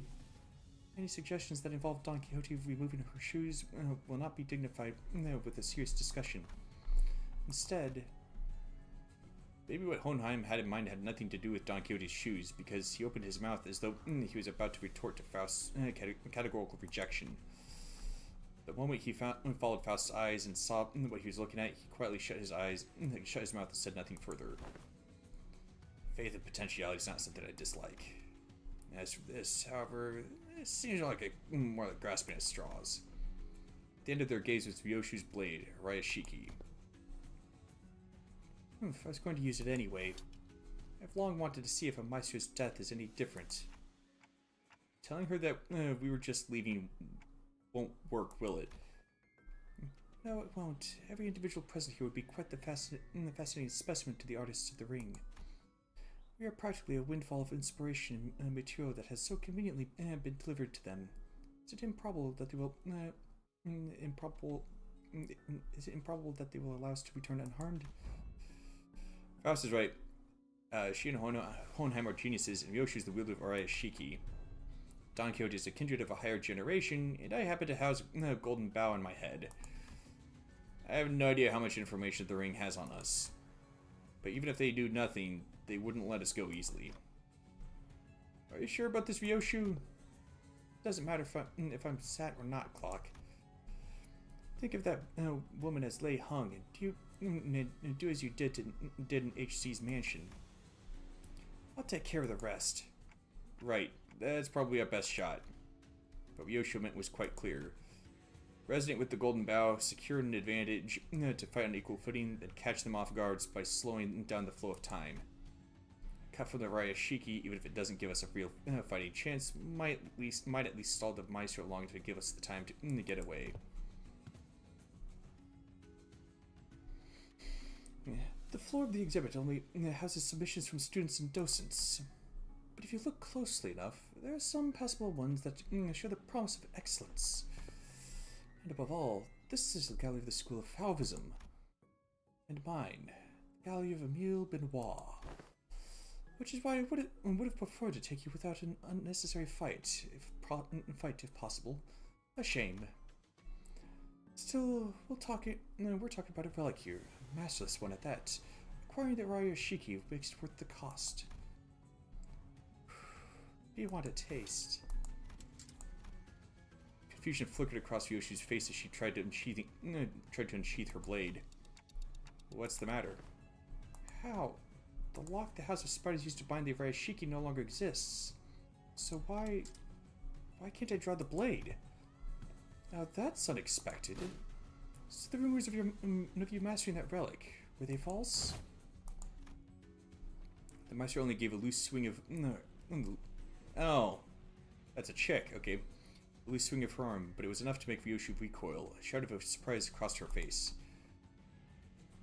The wound looked like nothing more than a light gash, yet the Meister's contemplative gaze shifted between the blood of Yoshi's arm and her own as though the attack had been an experiment to prove a hypothesis. It wasn't hard to guess what she was thinking. Notice, did you? I had my doubts the moment I saw you today. Was the House of Spiders a success or a failure? Tell me, Yoshihide, what do you think a serpent's defining strength is? What are you going on about? Ask any student and they'll give the same predictable answers. The deadly venom, the sleek scales. Why it's lamentably disappointing. The Meister advanced toward us with an assured certainty, then seized a beige thread dangling from the ceiling. No, calling it a thread would be wrong. Something that resembled a thread, yet felt much more disturbing. I, for one, have a particular liking for the jaw and the spine. The flexibility of the spine, linked like a chain, and the jaw, bound not by bone but by ligaments that allow the animal to swallow its prey whole. Perhaps I should have said that I admired their structural refinement. The thrice coiled ring on her ring finger gave off a cold glint, and the walls of the ceiling suddenly began to echo with the sickening squelching crack of flesh and bones assembling. What the hell is that? Which brings me to ask, what better way to claim this delivery of promising material with a single bite than a work of art fashioned from a snake? The Meister plunged her arm into the long serpentine body of a monster. Her sheer presence radiated a pressure as oppressive as that of the Nurse Fathers, only more primal and untempered. Consider it a privilege. This is the first time this piece has ever been exhibited to an outsider. Hohenheim, is the lockdown sequence still not ready? 1 minute to go. Step aside. The attack for the ego gear Hohenheim hastily brandished didn't even last a moment. The weapon was knocked from his hand. As they scrambled to equip the students with their identities, something abruptly stopped the beast-like appendage midway through its hurtling motion. And the one who intercepted the blow... Shit! It was Kira, struggling to push back against the serpentine arm with her still-sealed blades. Kira? Did she suddenly have a change of heart I wasn't aware of?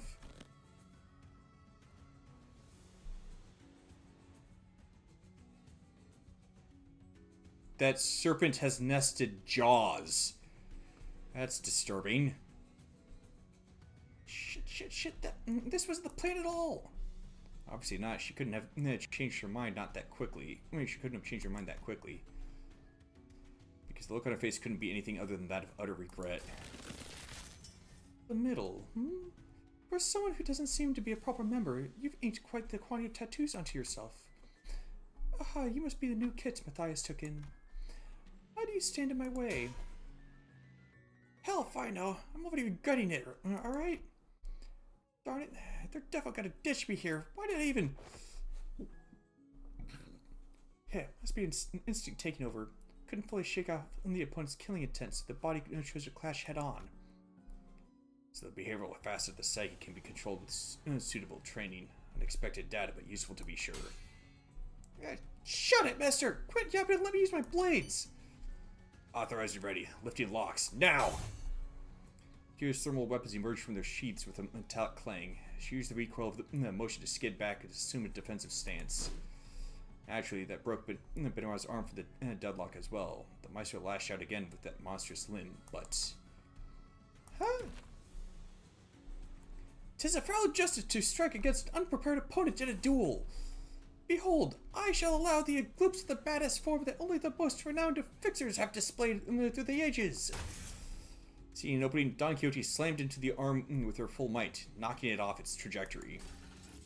Predictably, however, the sheer force of the Maestro's attack instantly reduced her to a red sludge of flesh and bone, sending her remains crashing into the door.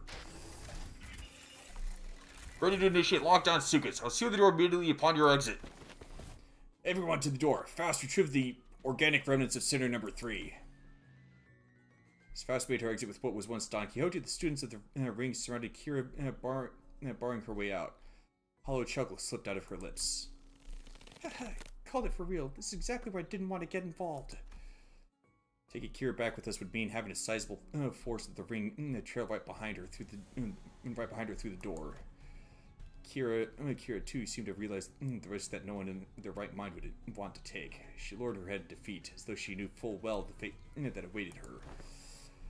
I'm such a dumbass. What was I thinking diving in like that? You, don't just stand there. Get over here now.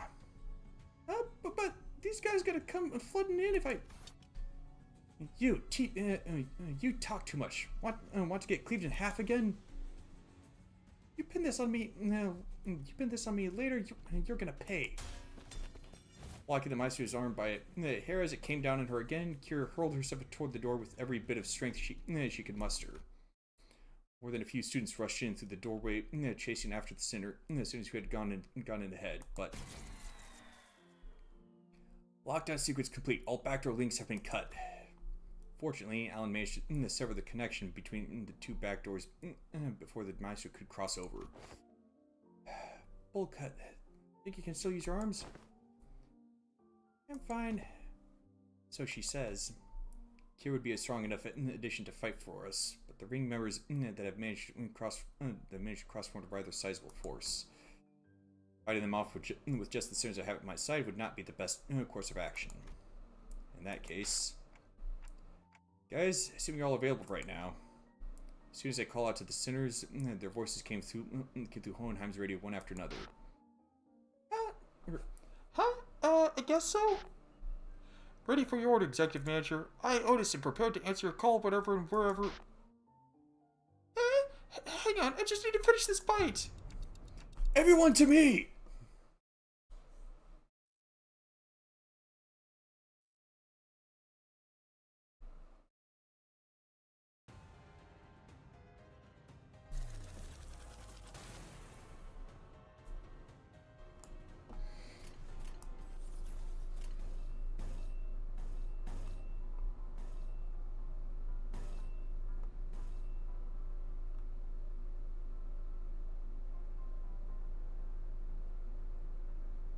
That's odd.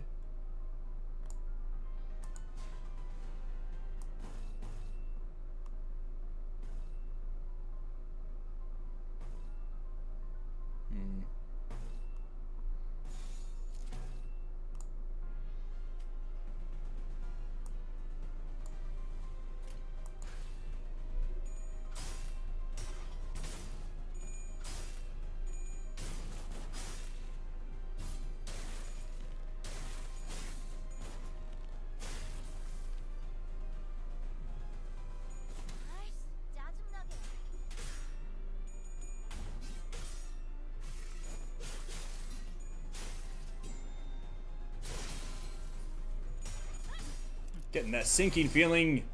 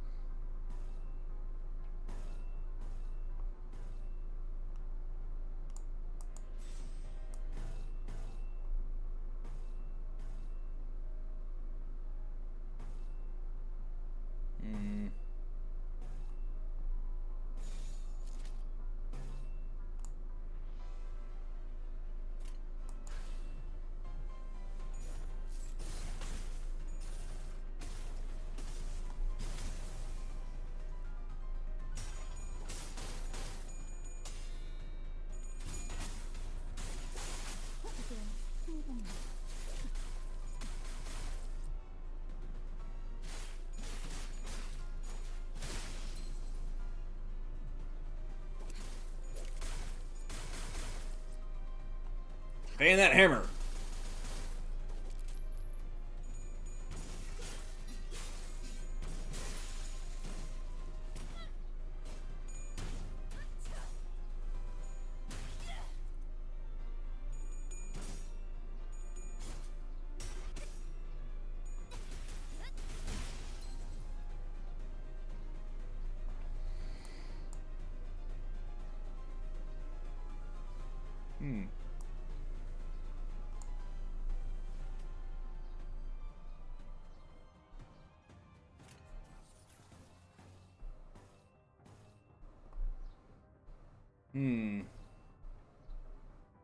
Oh, yes. Oh, wait.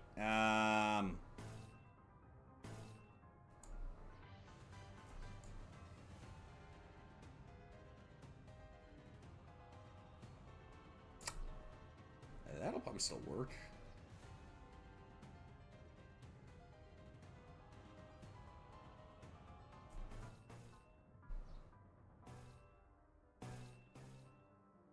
Oh, good grief.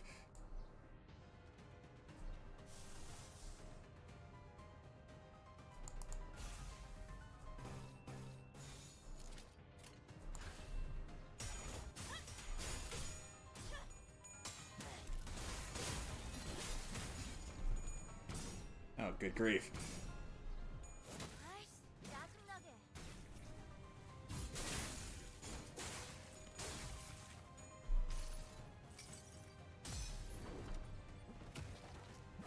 So, I just wasted some some sin resources. Great! 놓치면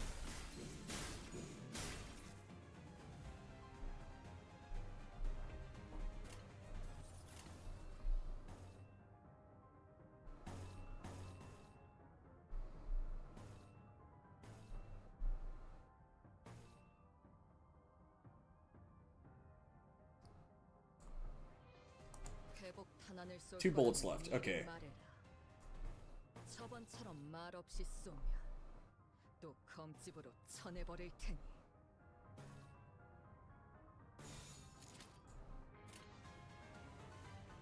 He's probably not gonna get a chance. He's probably not gonna get a chance to fire off that skill, but oh well.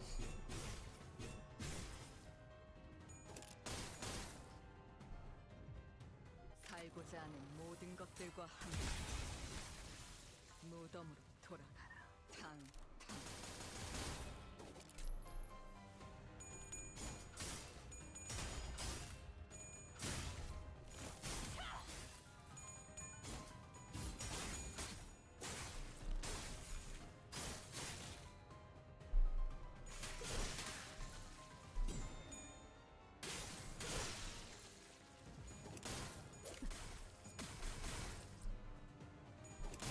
And they're firing on all cylinders. Especially Yoshu. 드디어 보여드려야겠군요. 왜냐면 예술을.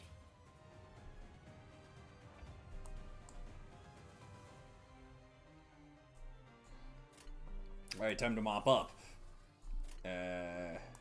Blue, huh?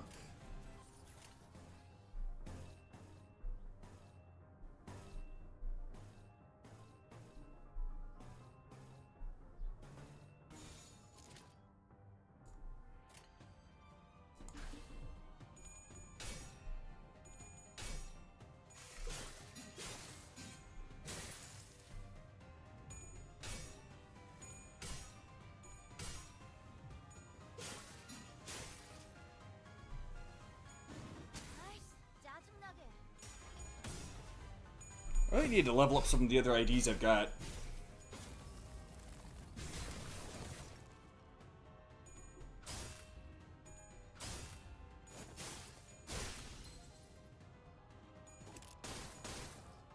And the syncing idea I used for Ishmael, it's not bad by any means, but for syncing team, the what was it, Bowler Boatworks ID that she's got would probably be better. 와르르 무너지는군.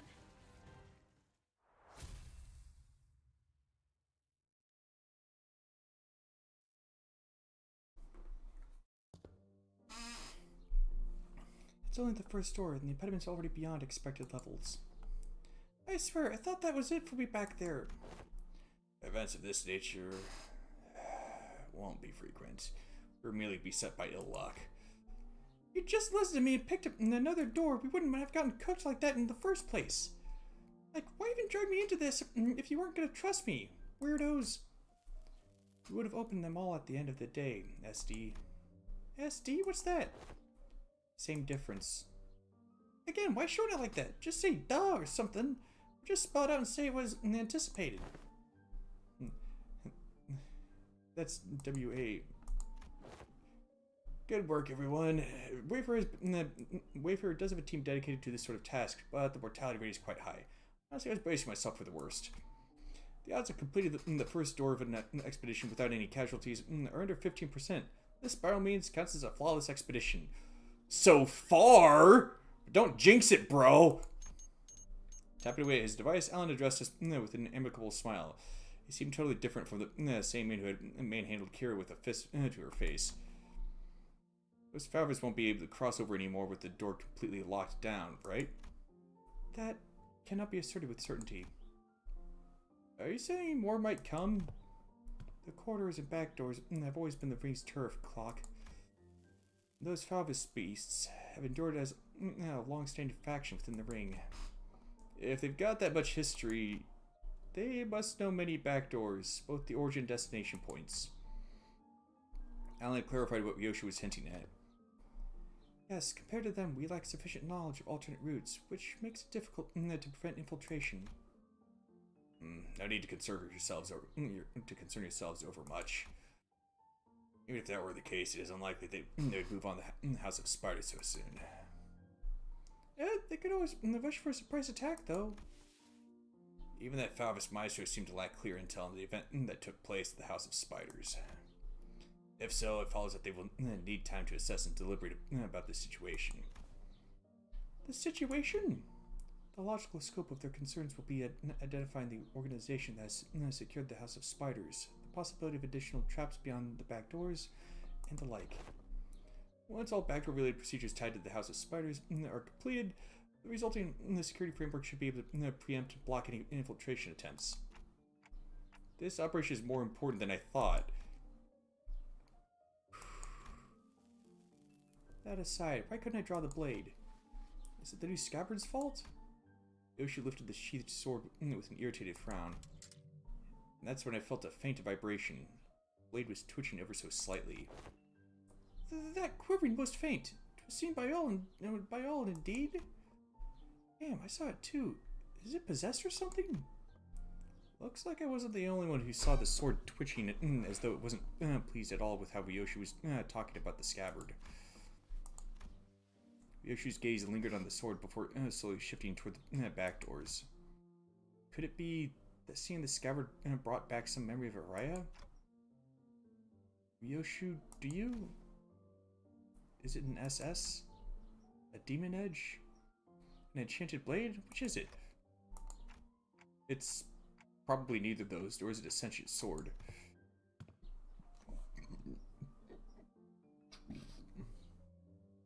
This presents the fine opportunity to conduct another examination of the sword. Excuse us for a moment, Team Leader Allen. Please feel free to go ahead. The attack just now damaged some devices, so we're going to have to perform some maintenance before continuing. There's plenty of other work for me to do while you're away, too. Are we to return to the headquarters research facility, then? No, that won't be necessary. There's a facility here that should prove more than adequate.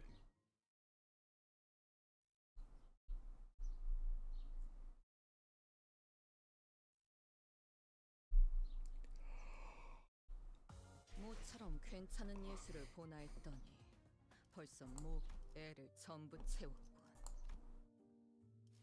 방지할 사고도 해야 할 뒤처리. Getting there. 돌아가지.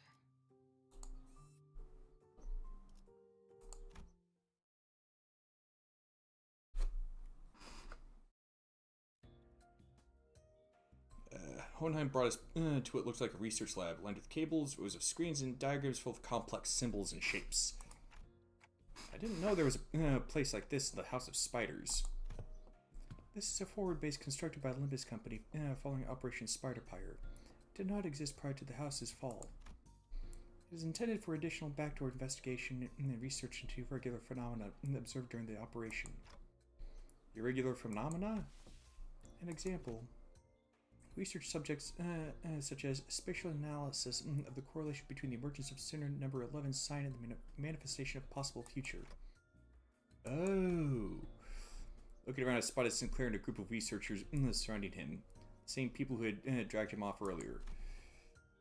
They were accompanied by a gaggle of students who had tagged along to either watch the show or kill some time while they took a breather after work.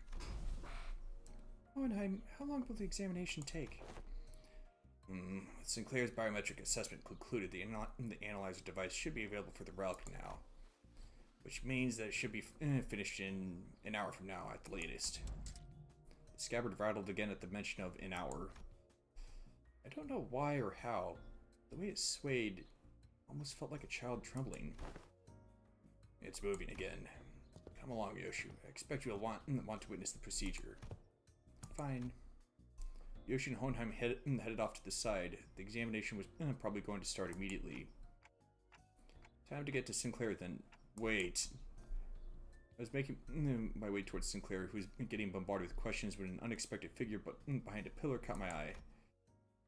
It was Vespa Crobro, with a big piece of paper covered in crooked handwriting taped on his back. Snack? Thief? Ah, manager.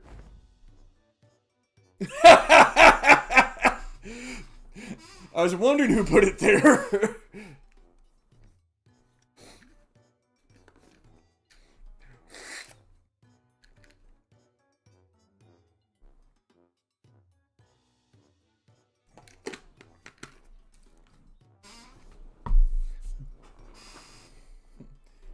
Count on snacks. Mr. Stringbean ate up all of them. Sorry, but I think there's been some misunderstanding. Berg, kick his ass.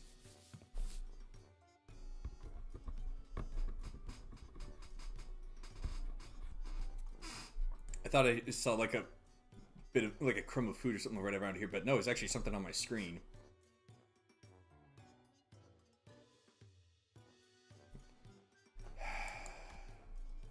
Not only is this matter not worth pointing fingers over, but Karen also shares some of the responsibility for leaving them out on the table unattended.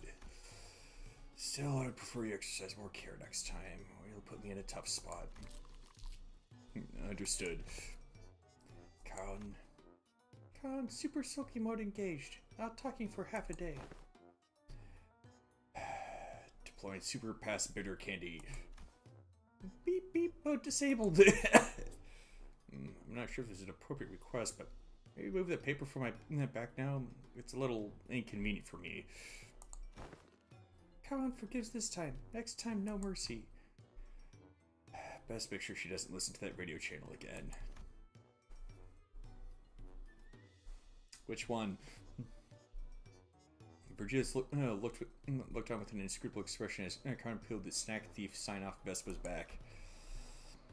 Make sure to remember this, so I don't have to think I'm burning through what little candy chance I have left on such trivial nonsense. What do you think about archived? Well, it's the most. It's by far the most chat I've had in any of my streams for a while.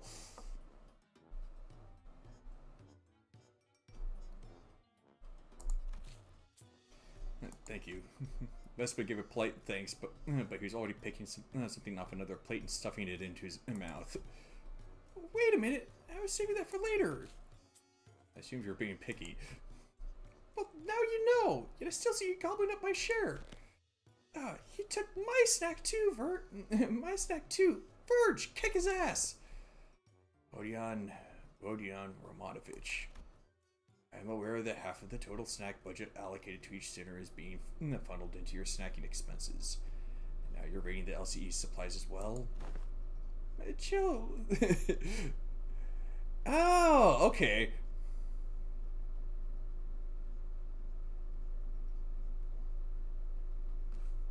So is it a Limbus company? Is it like a Project Moon server?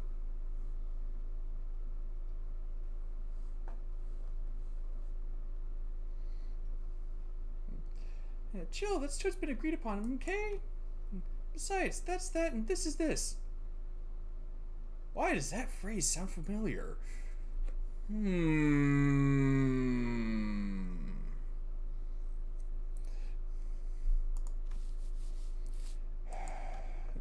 Lines on Virgilius' brow looked deeper than usual today.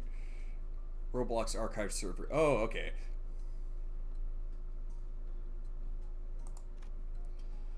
Hoping to help him out of this and the cycle of snack-related headaches and to satisfy my own nagging curiosity, I drew near our guide and broke his brooding silence with my TikToks. Did we learn anything about Sinclair's sign? Dante is inquiring about the outcome of the research on the sign. I have heard from the researchers, but nothing of particular significance came out of it. Observation of the sign has so far been limited to 2 individuals, the manager and Sinclair. Due to the limited accessibility to the phenomenon, the only verifiable information has so far been its existence. Wait. Does she mean that that Dante has the sign as well?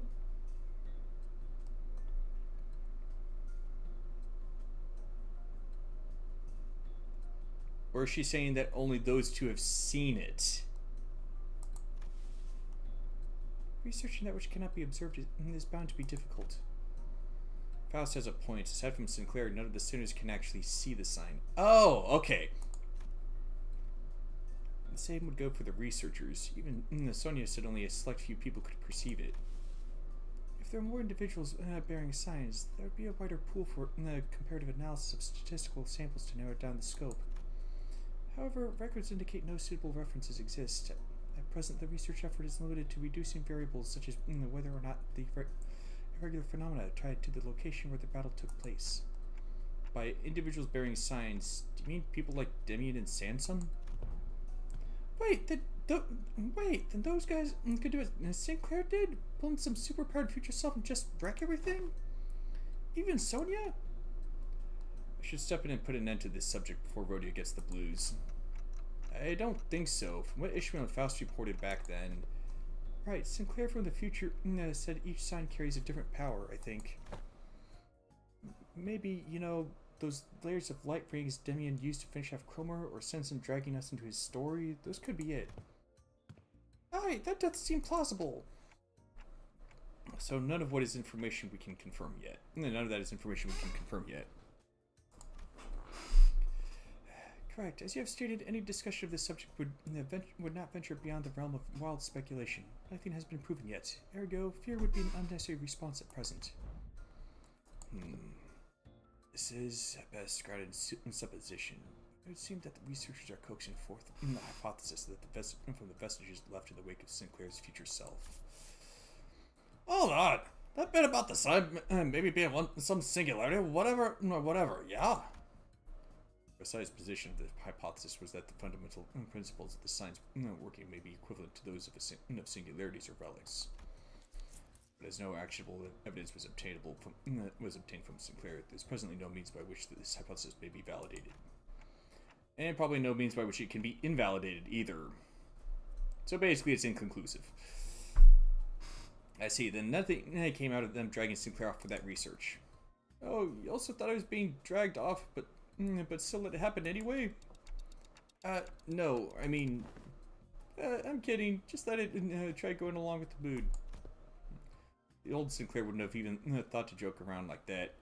It's really changed lately, for the better, I think. So, did anything happen that we should worry about? I stepped close to him just in case. Nothing serious came up. I just took some blood, a small scan sample. Oh, and they were also checked if the sign reacts to electrical stimulation. Yeah, and I had to fill out some questionnaires too. Things like, please describe what you remember from the battle exactly as it happened, or list the sensations you felt when you regained consciousness.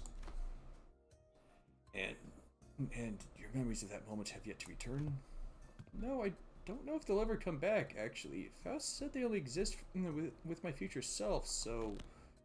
Wait, but for my future self to even have those memories, shouldn't I carry them in the first place? Which comes first? Paradox, it would seem. In such a case, that Sinclair is merely one branch among many possible futures. If the future unfurls itself into boundless branches by means of ceaseless bifurcation. A body of information that constitutes a certain future which scattered into grains more fleeting than dust. Two dimensions to reverse their course and trace their path back to the self that now exists. Is that the theory suggested? Not a certainty, but a plausible interpretation. Here you go again. All that nonsense all you lot understand. Oi, remember or not, that future guy still came out of him, didn't he? That some part of him's got to be left in there somewhere, yeah? Like muscle memory or whatever. Let's just get some pull off some of those tricks from back then. Tricks from back then? How'd you kicked off proper out there? You pulled out that trick you picked up from that placid old geezer, right? Not just that, he was using that Meng technique quite effortlessly too. What, the glowing ring thing? Yep, the glowing ring thing. He had two of them coiled around his weapon. He used the glowing ring thing? This is the first time I'm hearing of anything about it.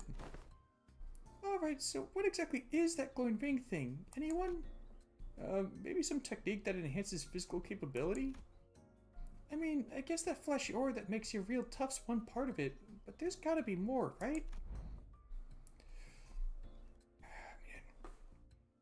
Don't know, could be a circuit figure thing that passed down to their members. Technique, gear, something like that. Look at it, that Black Cody leader, that Lei Hog prick, the nurse fathers we fought. Whole lot of his finger, ain't they? The notion seems to unravel, for even among the LCD there were those who came to wield it. And Virgilius too. So what, only the proper hard bosses could use it? Some posh top-end trick, is it?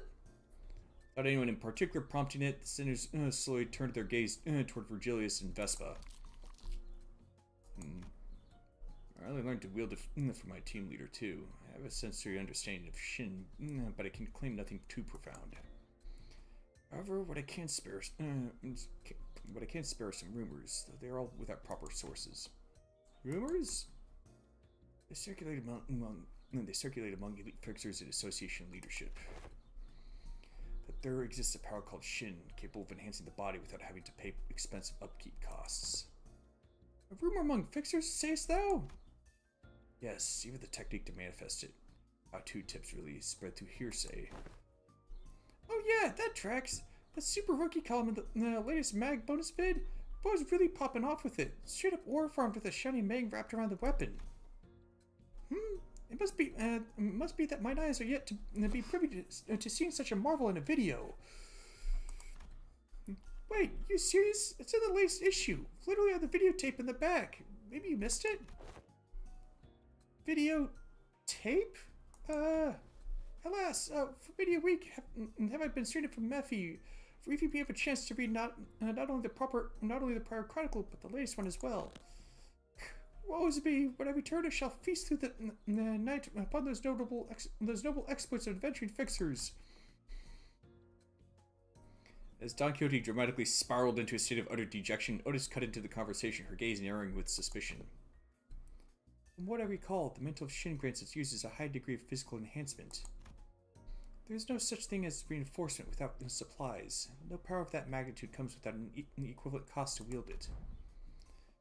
That power relies on emotion and will for manifestation. Its output is not consistent like prosthesis and augmentation. Depending on how it is used, the consequence it demands can reach levels comparable to the ego you use. You mean to say that exacts a toll upon the mind? I could walk you through the fundamentals if you'd like. From what I observed, it appeared to be a technique reserved for those of considerable strength. At our current level, is it not unreasonable to assume we could make use of it? Regarding that, our team leader has been conducting intensive research. And according to her, physical strength itself has little bearing on one's ability to learn and wield Shin. As the Yellow Harpoon says, it is, in essence, a power that can be learned by almost anyone, provided they know the proper method of training.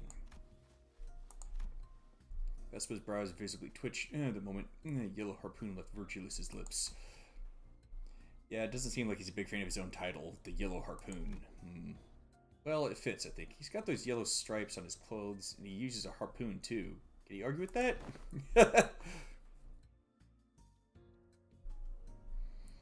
If I were to exaggerate, even so, Yi Sing's pre-contract self could manage to learn it. But why must the self of mine be chosen as the point of comparison? Well, because you're the wimpiest one here. Don't let it get to you. Even so, it would be a mistake to assume it's a power anyone can grasp with ease. As long as you are bound by contract as sinners, your ability to wield it will be severely limited. Unless you rely on particular identities or come upon an extraordinary circumstance. Shame not. Would have been useful. Hey, then what about me? Can I learn it too? Q had been fidgeting with her fingers raised in her arm and asked as though she couldn't hold the question back any longer. Kind of think of it, the middle nurse father didn't use any Shin or Mang. Papa never taught me how to use it. He always said I could get stronger without a stupid crutch like that. It wasn't that he didn't teach you, he couldn't. He was a man who probably had never once reflected upon his own sins. A piece of trash like him would be incapable of even comprehending such a power in the first place. Vespa's responses always came back dripping with venomous hatred whenever the conversation turns to the topic of the fingers. You must have noticed too, or perhaps she simply couldn't find the right words to push back. Either way, she held her tongue, her expression settling into a blend of frustration and something that looked a little too close to a sadness. If you want to reduce it to a yes or no, then yes, you'll be able to learn it with the odds in your favor.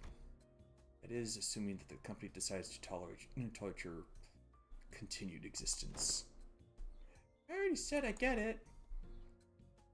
As it stands, you're nothing more than a pending case of disposal, closer to a threat than you are to an ally, strictly speaking. Don't get comfortable because the manager of the Sinners treat you with lenience. Step out of line and you will be the one who pays the price. There was nothing in what Virgilius said that it could argue with. You had been a member of the House of Spiders. She murdered scores of LCE researchers, and left us with plenty of memories we'd rather not revisit. For now, we're just working together. Not contesting that decision doesn't mean we have no hard feelings toward her. Leaving Kira alone with her thoughts, the Sinners slipped back into their own busyness. Went into their own business. Snacks, idle chatter, and conversations about whatever had happened around LCE. Examination is concluded. I suppose it won't be an issue to let you hear the results together. And before you knew it, Hohenheim and Ryoshu had returned.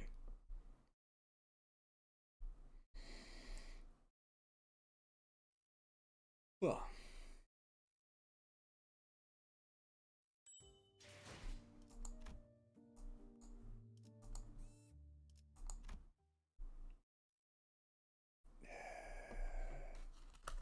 Freaking bots.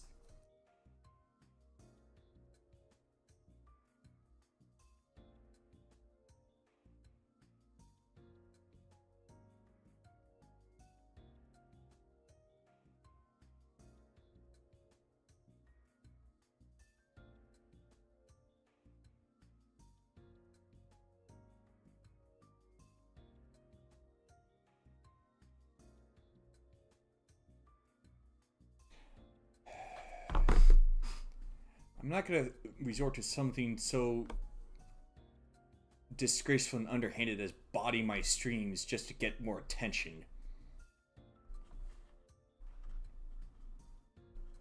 And honestly, I'm kind of suspecting that it does seem as though it's generally regarded as though Twitch is the platform to use for building up an audience, but I have a hunch the truth is that it only seems like it because they don't do much of anything about view botting.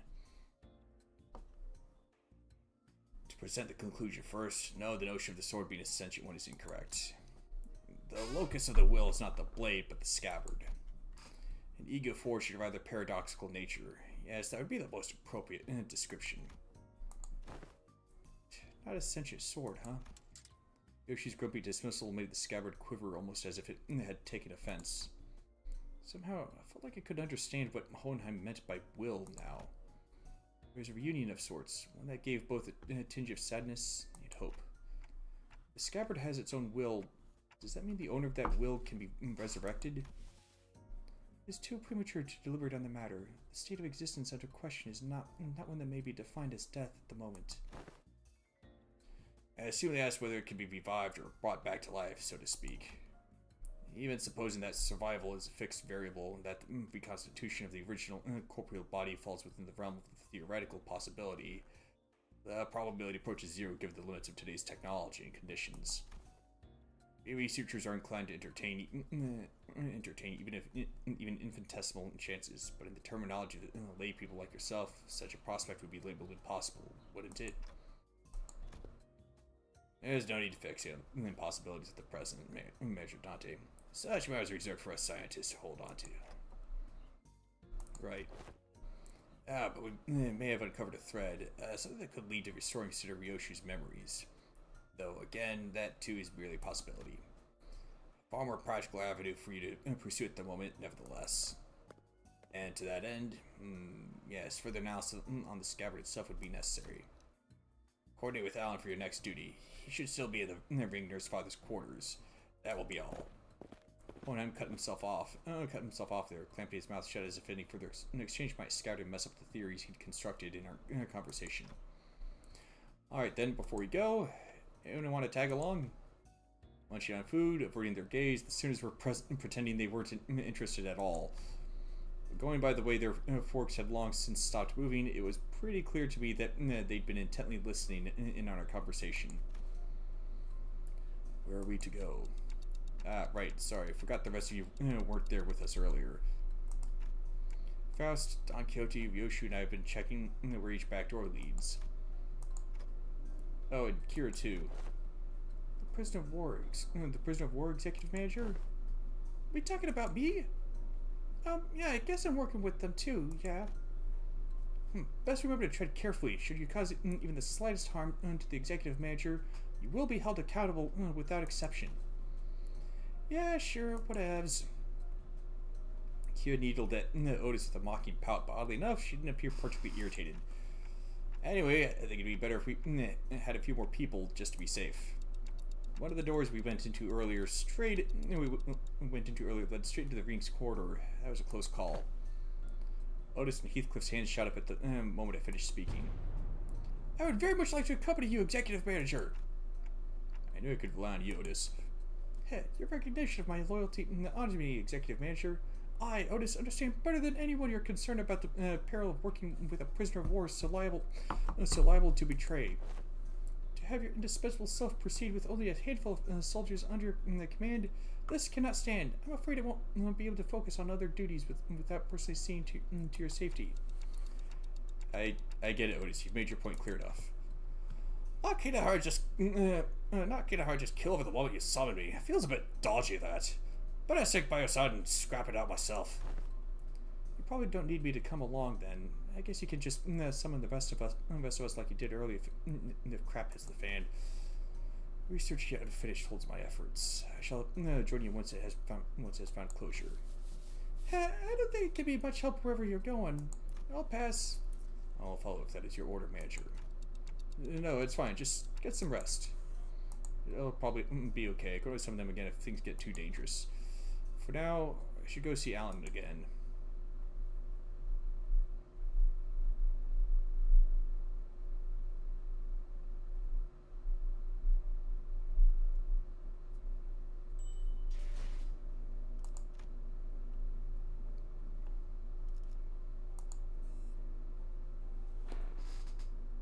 Oh, okay.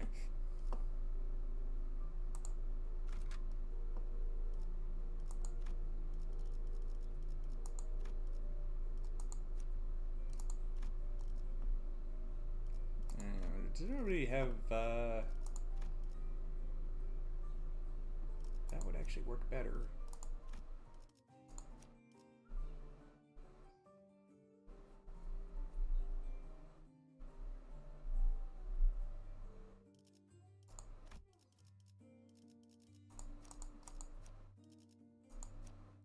부르신다면 언제든. 죽음께서 부르신다면 나를 내 작품 또 보고 싶었나 봐. Get even more points.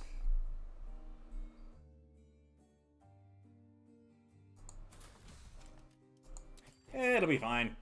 전장으로. Ah, you've arrived. I was waiting for you.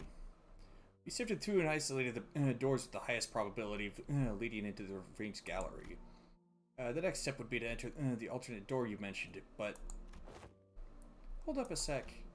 I was actually gatekeeping more stuff. Huh? Gatekeeping? Are you saying you have more to tell about gates or doors? Yep. That door over there, pretty sure it connects to End Corp's nest. I saw Albina going in, all hyped about some canned whatever it was. And that wooden door with bandages wrapped around the handle? I would go in there to cross out vengeances. From what the book said, it's probably a turf protected by a thumb subsidiary or something.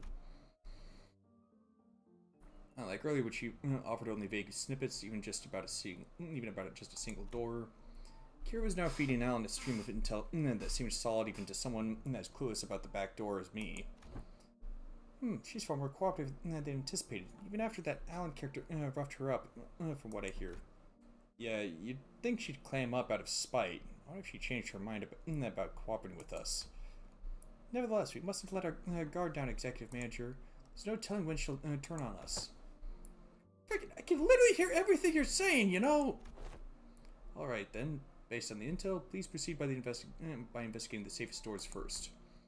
As for the high-risk ones, I'll continue checking and let you know which ones you need to enter. You could probably use a block of wood to kind of door stop them until you've finished investigating them.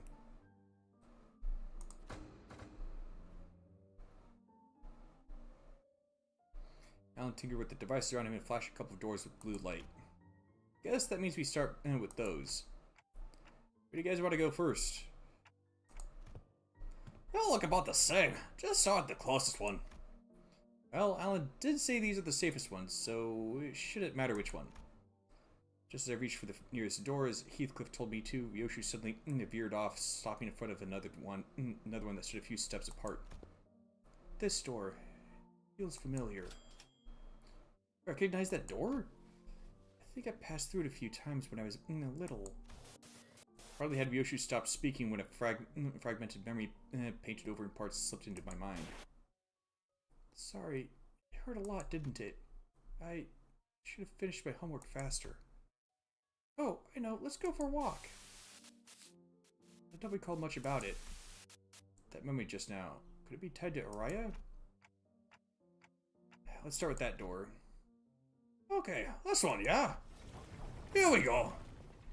Patient as ever, Heathcliff shoved the door open and strode in first. The rest of us followed, including Kira and the other sinners. And this place is... Judging by its state, it seems to be a welfare facility located within the nest. Most likely a park. My son walking here is dragging some animal along. Means they've got money to burn. Proper rich lot, this place.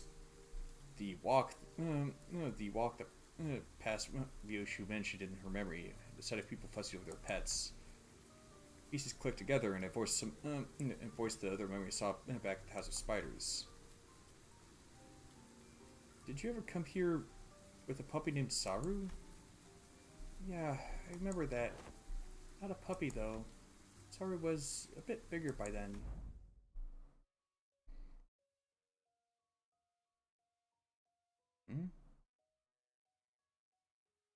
Sorry, it hurt a lot, didn't it?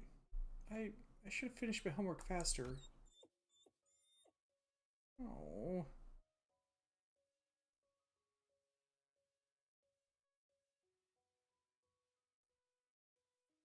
Poor dog. Why isn't she getting any better? I give her lots to eat. Oh, I know. Want to go for walkies? You love walkies, don't you, Saru? There's this workshop Dad always visits. The door there is connected to a park. We could go right now. Yoshi's childhood memory burned bright in my vision before passing. Oh, so I was a kid? Verily, such gentleness does seem most unlike the young Yoshu. Gee, wonder why she didn't like that remark. Hey, Clock, who said you could show them my memories willy-nilly? Though I Come on, you know it's not something I can control. GG. Back at the House of Spiders, I was the only one who could see the vision of Ryoshi's past. This time, though, her memories seemed to manifest for everyone around, just like what we experienced in H-Corp with Hong Lu. Which probably means... Why are y'all staring at me? That's so random. What the hell? Did you not see that just now? See what? You guys zoning out together? Guess it doesn't apply to Kira. Then again, unlike how it was between Lin Dayu and Hong Lu, Kira doesn't have any direct connection to Ryoshu. I guess it makes sense. Isn't that adorable? How did that companion of old Ryoshu? Indeed, my one and only best friend. And because of that, Saru would be locked away in the vault every time I had to depart on an assignment, with the spiral driven through her. The first ever leash. Looking back, it might have been a kinder fate had she died sooner. To inflict such cruelty upon a voiceless animal, how could such wickedness be born? Happened to Saru in the end. She died before her time. I don't recall why. There was this day when Saru wouldn't stop whimpering in pain, and I shut myself in my room crying. You were? Not someone else? Who else? Of course it was me. Even after witnessing the fragment of memory, Heathcliff looked utterly unconvinced. And while I was grieving, Callisto offered a solution. Said he would give me a gift the next day. What I received was something he called the Beastbone Blade. A taunt that would whine and yelp in Saru's voice with every swing. Ew, no way! I just knew there was something creepy with that, with Robo-Unk. So that's how you killed your dog, huh? No, he didn't kill Saru. That Tonto was alive. Did you just say alive? Bloody hell. Alright, not to that psycho. Her eyes were embedded in it like adornments. They'd stare at me in accusation. A tiny heart beat as though it was quaking with fear. It was a horrible sight, and I felt pity. So I shortened what remained of her time with my own hands. What am I thinking after hearing all that? Why do you still mess with that art thing then? Let's be honest, after seeing something like that, you'd want to steer well clearly, yeah? Right? Those things are, he called artworks, were all so cursed. Straight up nightmare fuel. Like, I haven't really checked out other ring artworks except Albine and her nurse fathers. Maybe I'm just a noob when it comes to all that, but yeah, their stuff never gave me any art vibes for real. I thought the same.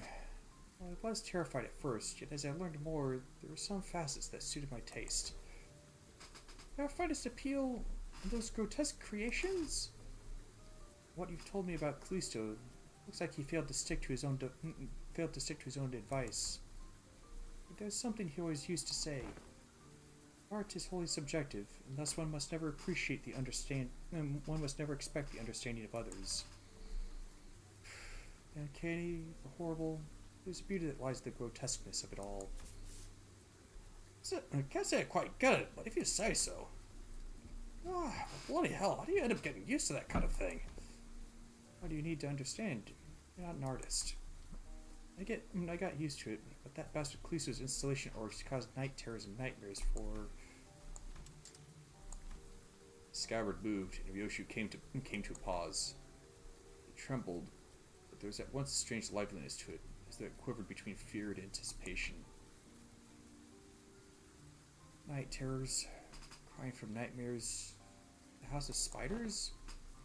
Was there actually someone who got scared of rig stuff back in your day? I need to check something. We've seen enough here. Let's go back. Yeah, let's. Nothing else worth checking around here anyway. With the inspection complete, we've quickly followed Ryoshu back. She stood in front of the artworks covered in sheets of cloth, lost in thought. Right here, there used to be a huge artwork displayed here. I don't know what kind of impulse struck him, but the bastard went about fussing, saying he needed practice so he wouldn't lose his touch.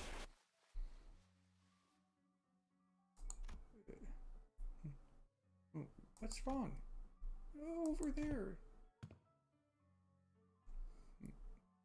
Thought I told you to keep the exhibition in your room. Ah, you returned, Yoshihide.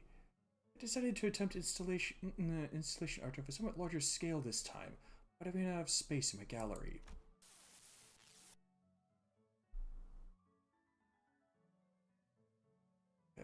Poor kid.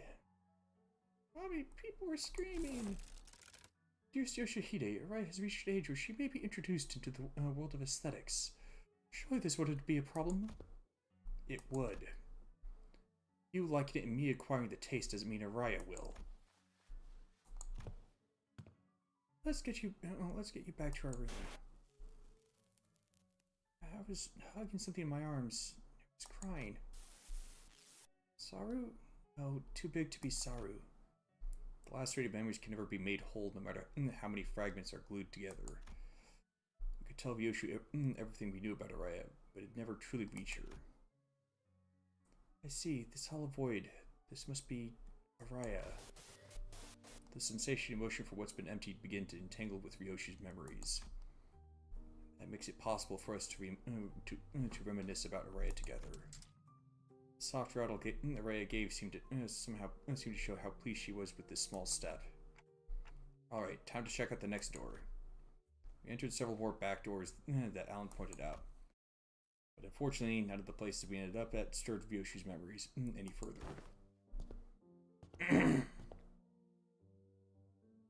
Pretty much nothing here. I think we're done. What the? How'd they get in here? Startled, Kier pointed ahead where figures wearing animal masks were hauling what looked like massive lumps of flesh hidden behind a tent of sorts. Those ringing sounds from before? Didst thou not say that thou sealed that door earlier? How then do these villains come to stand before us once more? They probably infiltrated via an entirely separate route, another back door. As you can see, their objective appears to be the retrieval of the Ring Nurse Father's artworks. Get on with it! We need to move as many pieces as we can before we pull out. Wait, but I thought Robo-Unk was washed. He's got so many fanboys and fangirls here. Does this artwork possess value in and of itself? Or is it just a case of posthumous premium of death effect? Think about it. Some of the pieces have already been taken. Of course, they are of little value to both our companies. Watching them sweating and struggling to drag those mediocre pieces with them. Pretty funny. But imagining how those pieces will be labeled with some pathetic notion of heritage connected to my name on their description plaques. Pretty unsavory. They may be occupied with transporting those objects for now, but they will likely soon find cause to harm the way for an LCE personnel stationed here, Executive Manager. It would be prudent to eliminate them without delay, considering the Ring's reputation. Otis is right. Better to wipe them out before they try anything stupid. Guys, looks like we've got another job to do. Lend me a hand. Radio didn't buzz with the Sinner's replies this time, but it should be fine.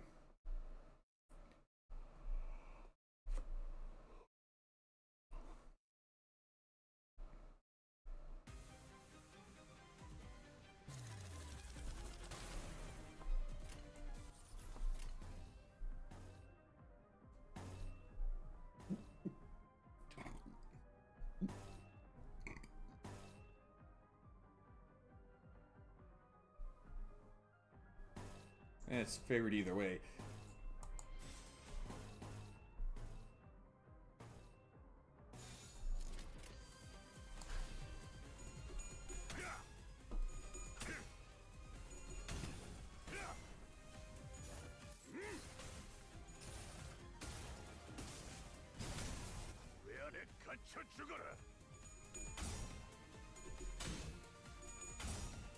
Oh, come on, Marisol. Get your head in the game.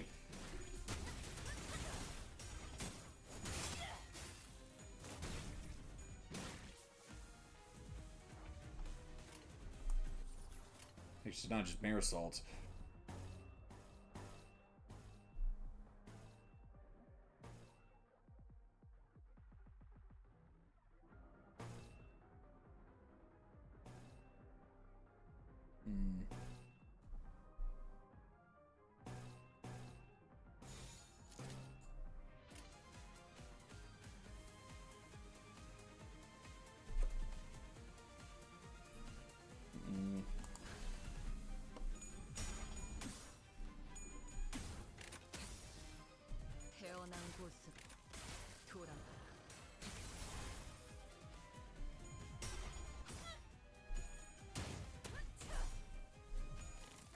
Bonk.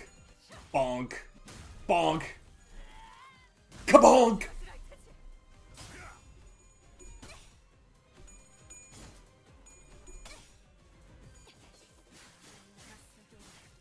이 정도쯤은 바이올렛 브레이크 슬램! 아이씨, 짜증나게.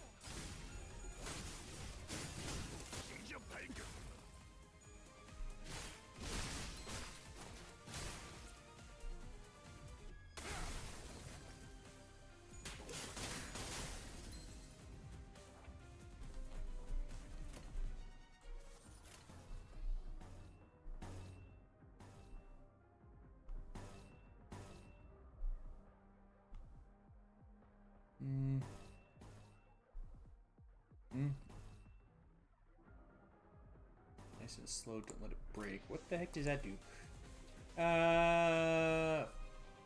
Plus resonance is of an odd number, inflict plus 1 complete potency. If it's of an even number, inflict 1 plus more sinking potency.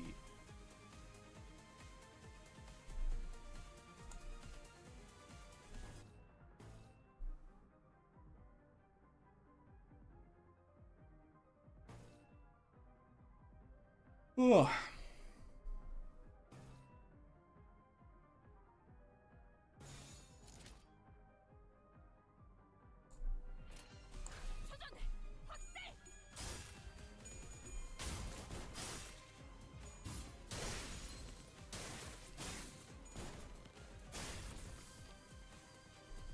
Yeah, I think that one was gone.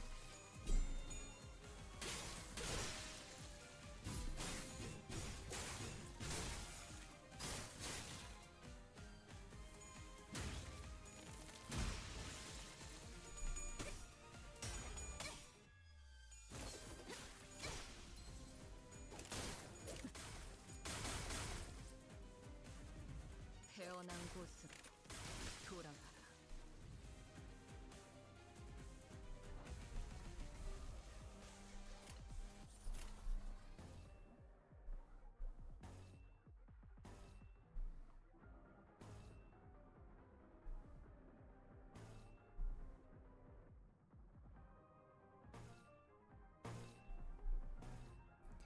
Might as well keep build it more bright. That's it.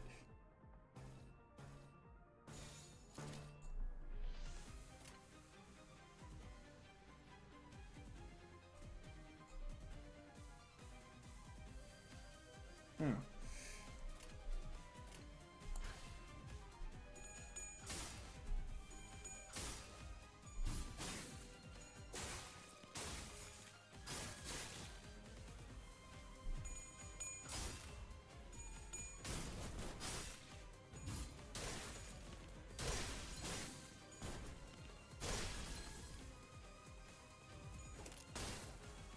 속삭.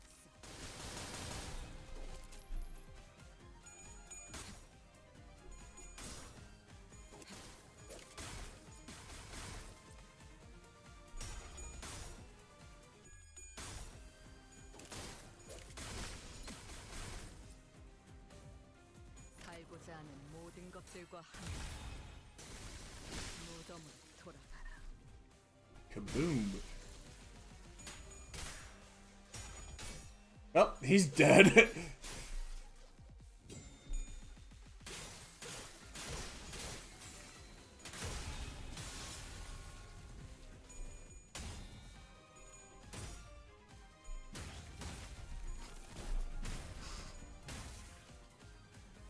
That alternate skill 3 is a doozy.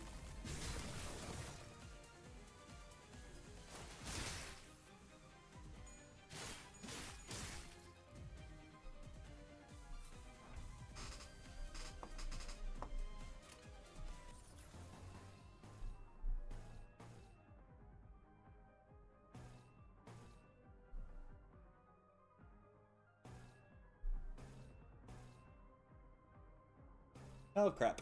Oh well.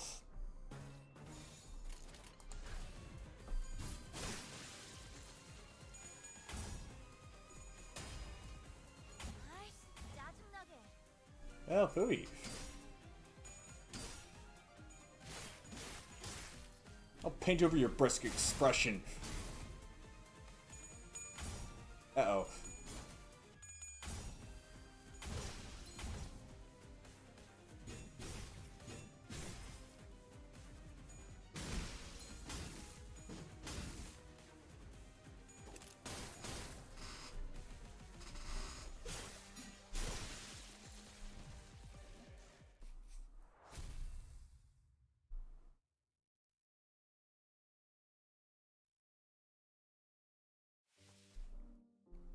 With this, the latest of the ring's infiltrators have been eradicated.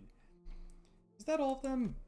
Yoshu kept glancing around as if searching for someone, but fortunately, other ring members were in sight. Alright, but where the hell are those lot coming from anyway? We're just the first wave. Hello there, Tito and Melting Lover.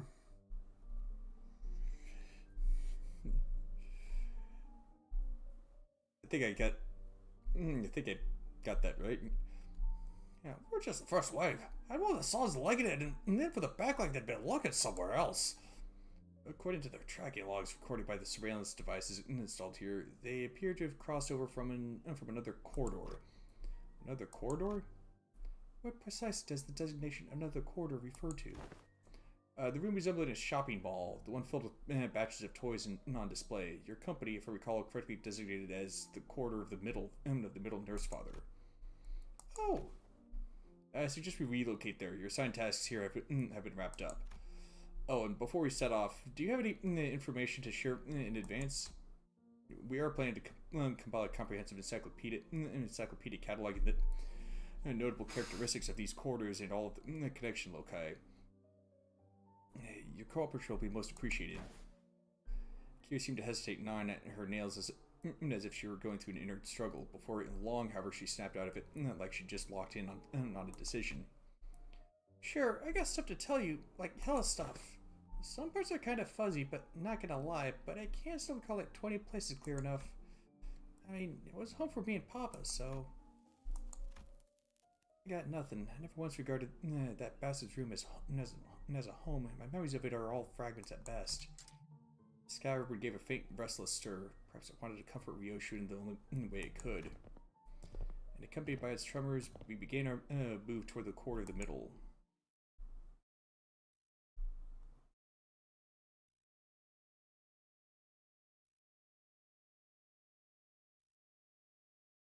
모처럼 괜찮은 예술을 보나 했더니 벌써 애를 전부 채웠군. 방지할 사고도 Almost there. 처리도 없나. 돌아가지.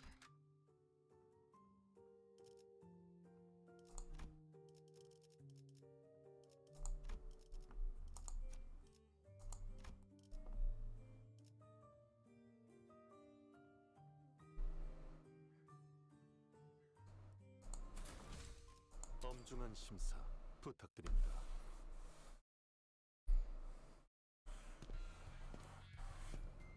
Heck, they sort of think that was nailed down, huh? Fret not. I spy through their half of thy worldly possessions. Articulated fixer figurines, video game cartridges. I'm not talking about my toy box, Kay. I had hell of many of them anyway. My TV's gone, the couch too. It's curious that only a conspicuous empty space was left where the television and family couch set used to be. Oh, those? LCE researchers hauled them away. From the sound of it, they're going to set them up in their staff lounge. As for the leather and the ornaments, they said they'll be selling them off. Yeah? Oda seemed to notice something the moment she caught Kira's wistful look. The corners of her lips curled into a faint smile as she spoke with feigned nonchalance. Who knows, with sufficient cooperation, perhaps they'd become more receptive to the idea of returning those items. Assuming much, I never said I wanted them back. Anyway, I'll tell you all about what I know, so come this way if you want in. These two doors here made from papered wood. They connect to S-Corp. S-Corp. What the heck do they do again? And that one reinforced with steel. That one leads to V-Corp back street. Leads to V-Corp back streets where Having lived here and made frequent use of the doors herself, Kira was clearly the right person for the job of identifying where each door Wayfarer Company had asked us to explore led. Directed by Kira and accompanied by Alan, we checked the doors one by one. Good work. All data seems to match. Thank you for your cooperation. Until there was just one back door left open. Well, this isn't anything new, but I've got to say, these back doors are just too bloody convenient. And portals, too. I ain't doing nothing shady like the warp trays either, is it? Yours is as simple as turning the knob and entering. Seems to me like a pace your business rival no time. I'm a bit hard-pressed to agree with the too convenient sentiment when it comes to using backdoors and portals, but since your intent was to claim Wayfarer's superiority over the current W Corp, I'll take that as a compliment. Did I say something wrong?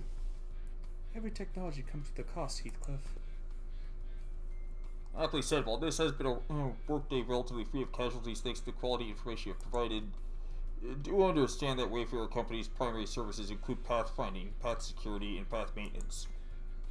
Each of those services is fraught with life-threatening dangers for employees. Some never return after embarking on a pathfinding journey. Some are killed while battling monstrous entities whose exact natures haven't even been confirmed yet, that appear in the liminal space between paths.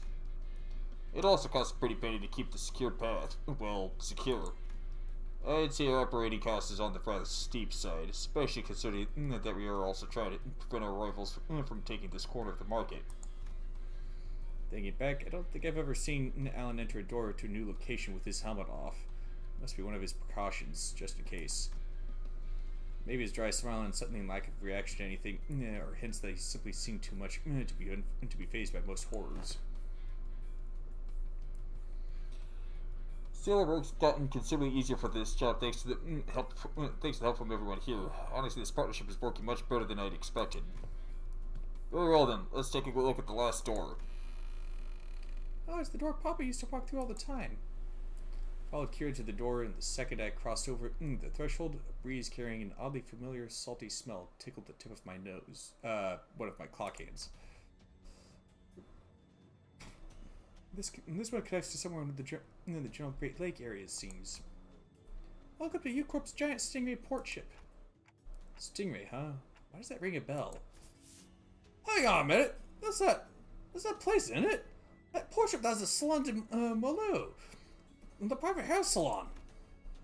Oh, so Heathcliff is finally going to be able to use his hair coupons. Heathcliff chimed in with a shudder as though the sheer weight behind his words terrified him. Oh, doth it signify then that we shall finally be made honest to young Heathcliff and his hairdo most luscious? Ugh, quit with that luscious nonsense, lass. Why encourage me to now you are so cavalier about blasting my villainous arse back at the lake? Indeed. Alas, 'tis true that punishment wrought upon our merry band hath severely outweighed the crime. Wouldst thou not agree, young Heathcliff, that to put the coupons to use would remedy thy pain a smidge? Ah, bugger it. I ain't even got anyone to spruce up for anymore. Sweet, then can I use them? We're regulars at the Malou place, Papa and me. Papa would ask the middle fam for a favor, and they bring loads of coupons back home. They gave away a hair coupon every 10 visits, you see, so what am I even yapping about all excited? Kira seemed ready to launch into a cheerful rant, and it came to an abrupt pause like a bike tripping over a ledge. Face fell as she lowered her gaze and scuffed a pebble away. Looking back, I guess Papa did hella care for me, so why... It's also true that these guys went out of the way to get me out of there, even though they didn't know me so well.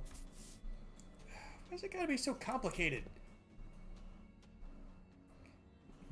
Matthias give you that anesthetic BC? The heck's a BC? Bullcut. Bro, listen, like I said, that's not how you shorten these things. For some reason, Vyoshu seemed almost gleeful to hear Kira correcting her acronym. It was reminiscent of that self-satisfied look she'd get after confusing us with those acronyms, especially during the early days of our bus journey. Thinking back, ever since Sinclair's translations became reliable enough, listeners had less reason to voice their frustrations with Ryoshu's acronyms, which in turn gave her fewer causes to snicker about it. I'm not sure why, but Something tells me that she might be making her acronyms ridiculously incomprehensible on purpose. If your conjecture is correct, Executive Manager, she has one tasteless sense of humor. From what I recall, the toys and games he was into were pretty retro. Must have been annoying to play along. At first, the more I played along, the more I got into it. Still corny juvenile as shit, though. I know aught of that conflict with the trifling and apocryphal they may be, yet we were all compelled to hide words not the interests of the family. Yeah, I wanted to know what Papa was into to really get what he was talking about. Besides, I needed to know these things if I wanted to chat him up and talk about a mutual subject, so... He told me about you all the time, Yoshihide. Proud shit. Not a day went by without him saying stuff like, Yoshihide learned this in 2 days, or, yo, this was Yoshihide's fave, you know? Too bad I wasn't here to tell you that his words weren't worth crap. I must thought him the same as you do now. A good man, at least among the nurse fathers, caring enough to bring me gifts.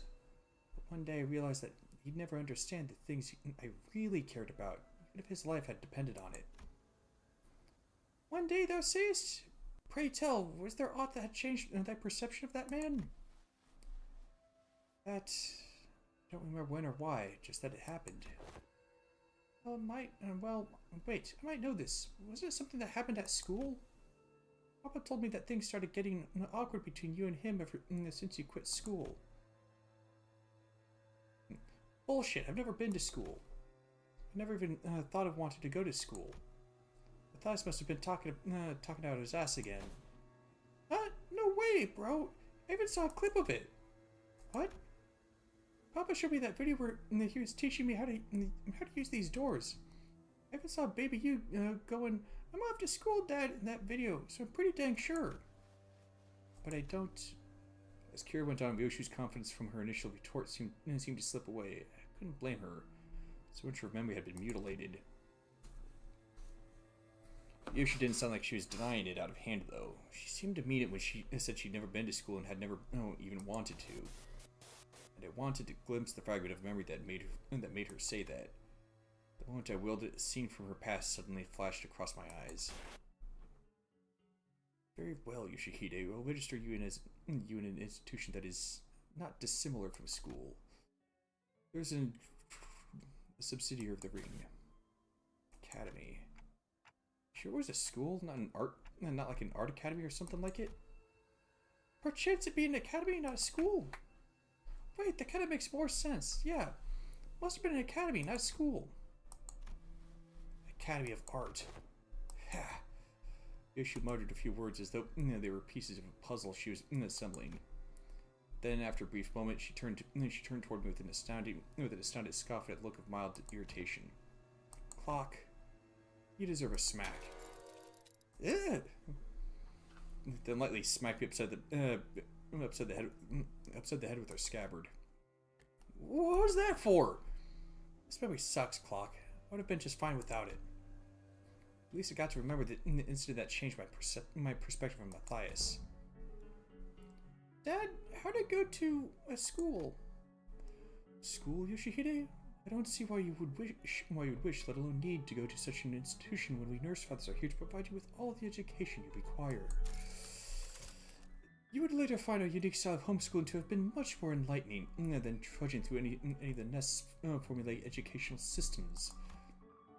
But Dad, I saw him in a picture book, and I don't have any friends here. Oh, rain is pointless.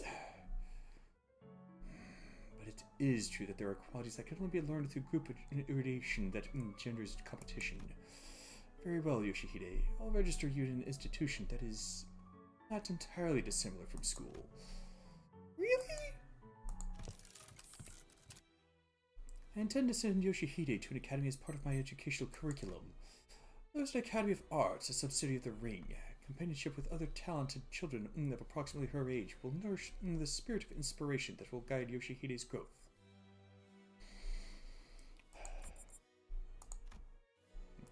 The prescript approves. But Callisto, I'll tell you now that you might be making a mistake. And how are you so certain of that? Do elaborate if you can, hand puppet at the prescripts by whom every aspect of existence is articulated. What do you even know of choice? Of what is right or wrong? And off they went. Perhaps a little more situational awareness would have prevented what is to come. Cleese had found me a rather decent academy. The artworks that used to scare me when I was alone weren't so bad when I was with other kids. No, that's not quite it. It'd be more accurate to say that I started to understand people's perspectives on beauty. Of course I would. Of course I would when all we ever did was nod along to the lecturers and spout purple prose, all the while making pincushions out of people's bodies like it was nothing. Our lesson today will focus on corporist techniques.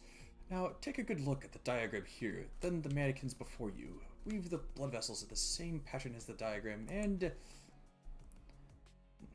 I don't know why we're even learning about corporist stuff in this day and age. Right? I don't get what the point of this slog is. Tying and shipping blood vessels to make a color that a drop of ink can do better. I read that in a book. I'm more excited to learn about Cubist technique than this crap. Honestly, why is this wash-up movement even a part of the curriculum? It's just boring, shallow gore stuff. No, it's gory, but it's boring and shallow only because you guys are bad at it. What? Oh, you mad because your daddy's a lame corporist? Oh, is he? No wonder her stuff is just as... Ow!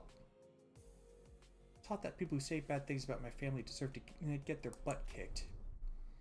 Then bad-mouthing Kalista wasn't actually what set me off. I didn't have any special reference or attachment to family like Matthias did either. It's just what I was taught to dislike, that's all. Just one of those tantrums kids of that age have. Kids will be kids and all that. I'm home, Dad. Hey, buddy, you're home early. Oh, man. Oh, no, man. Must have been playing rough today, huh? You got dust all over. Got into a fight. A fight? Yeah, they kept saying dumb things about class stuff, so I smacked him. What about you? They didn't hit you anywhere, did they, buddy? On my cheek, but it's okay, because I punched them this many more times. Did I do good? That's my girl. Dad? Where are you going? Oh, just got some business to take care of. Why don't you sit tight and work on a colored book? Dad'll be home before you know it. Okay, is it bro business? No, it's family business.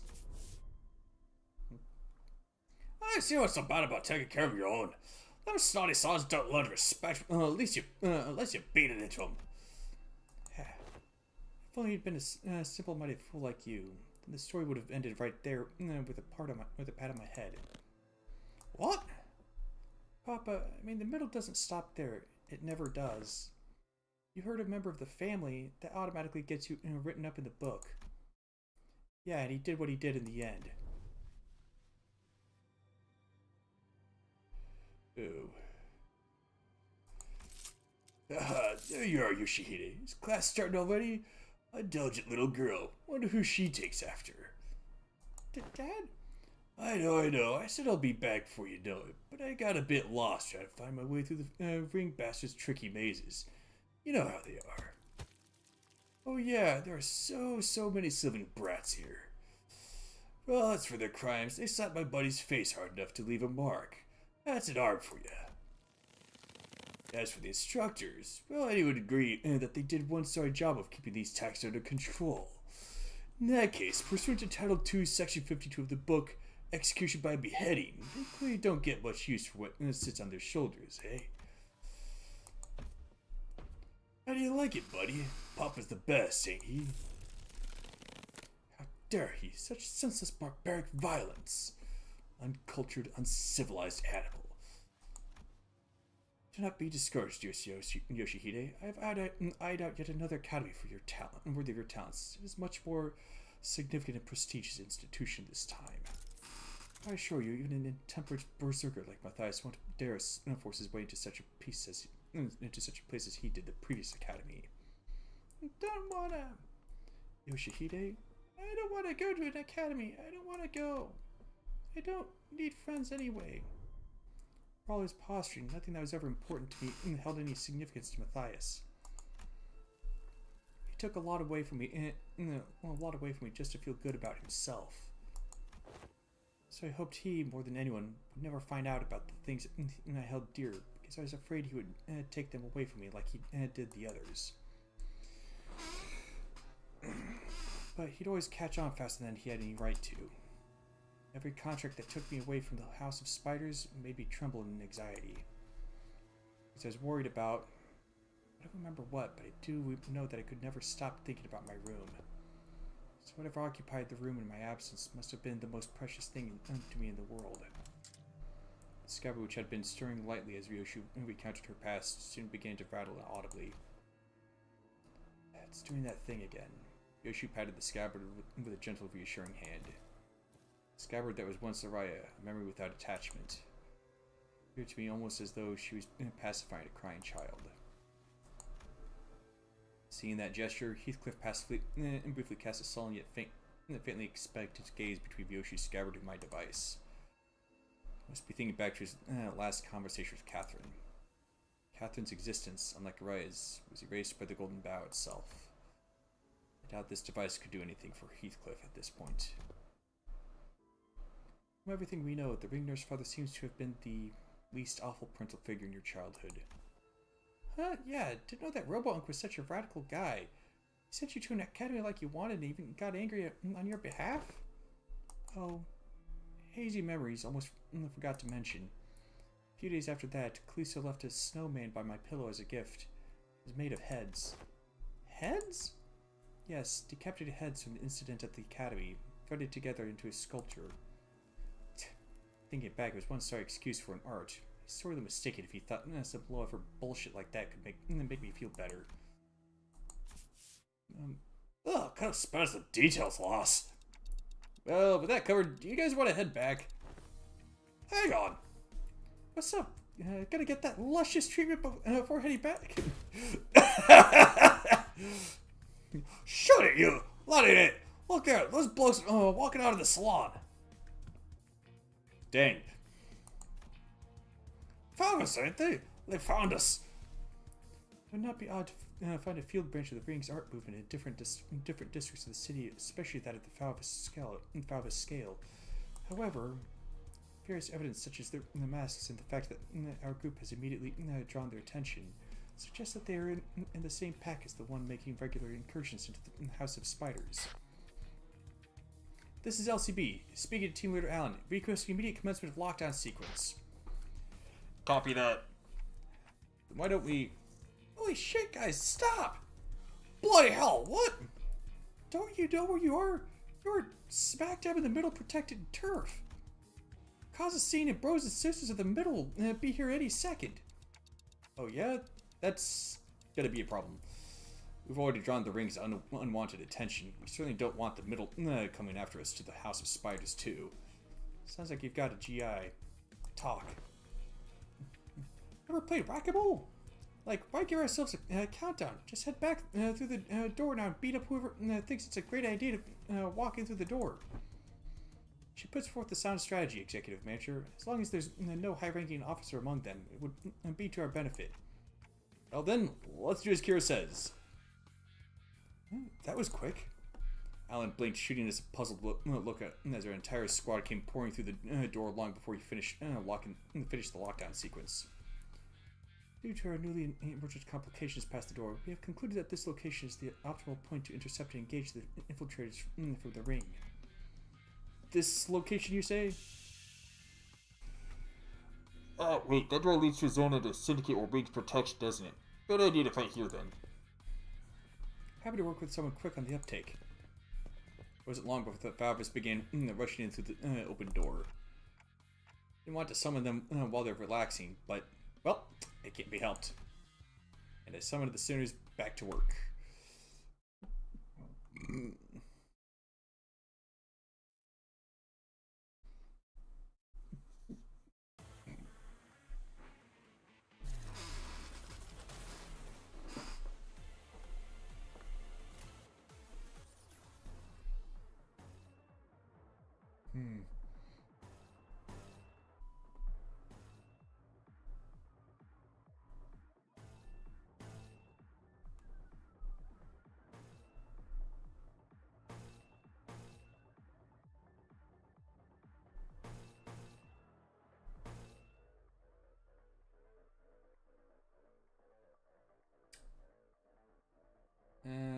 Gain +4 in corpus ingredient count.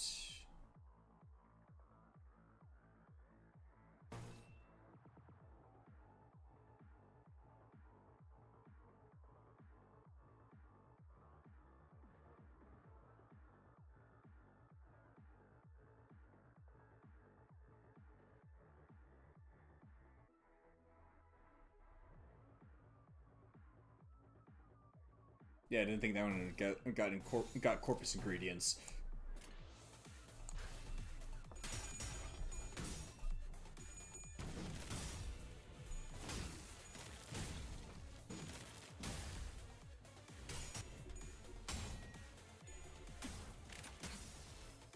태어난 곳으로 돌아가라. 아이씨, 짜증나게.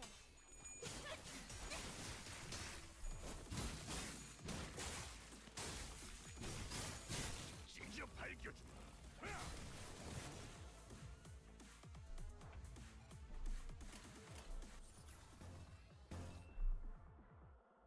Man, that was quick.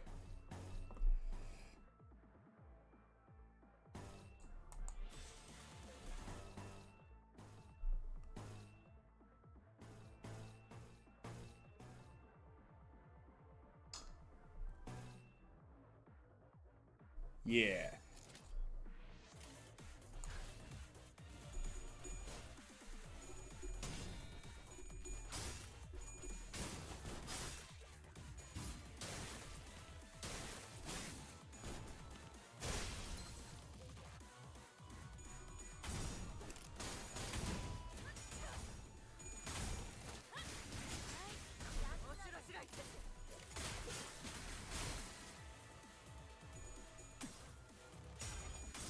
There we go.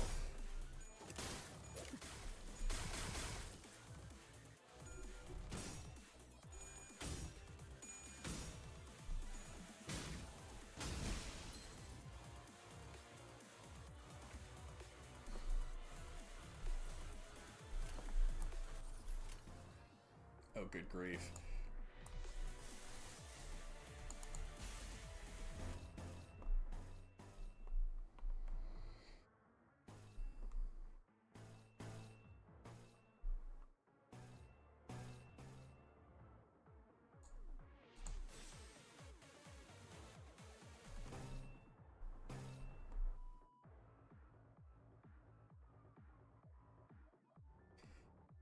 Eight.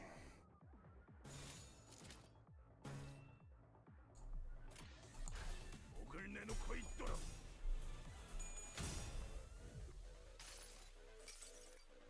모두가 너를 잊어도 반드시 되찾을 거다.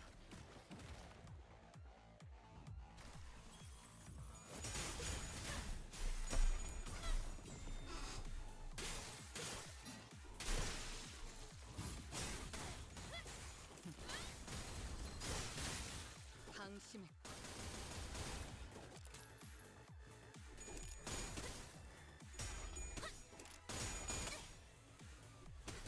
남았어도 이 정도쯤은.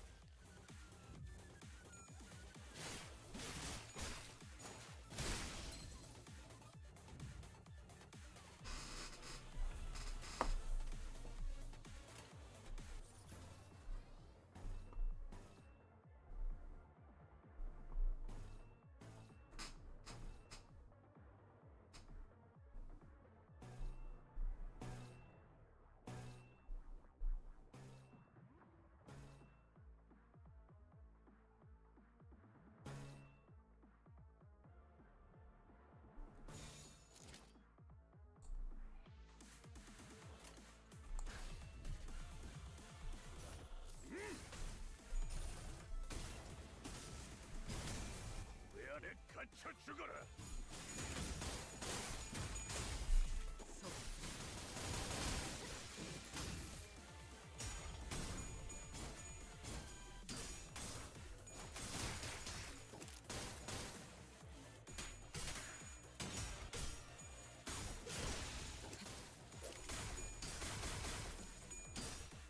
Alright.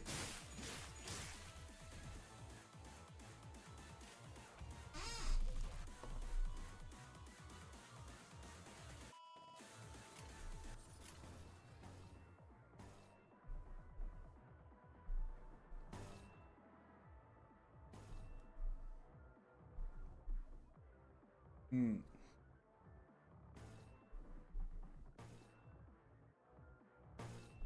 Alright. Okay, so it's only his second skill that gets corpus ingredients.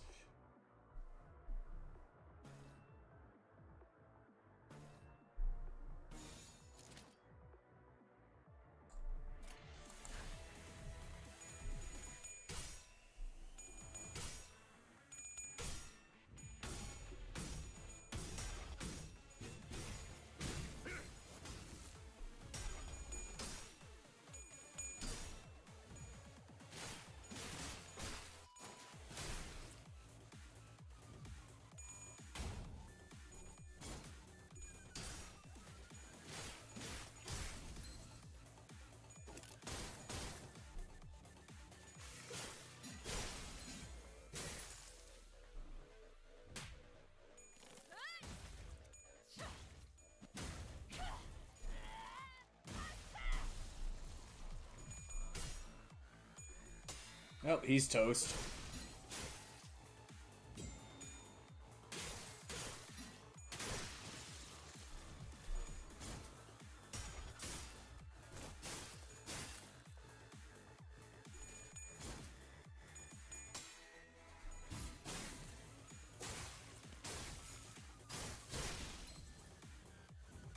태어난 곳으로 돌아와라.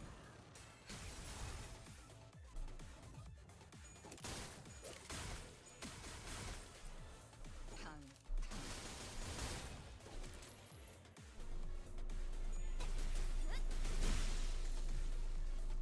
저것들 전부 녹여서 썰어버려도 상관없지?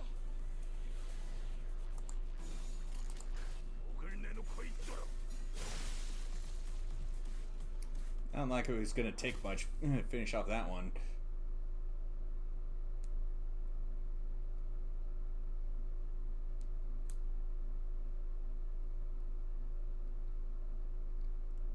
모처럼 괜찮은 예술을 보나 했더니 벌써 애를 전부 채웠고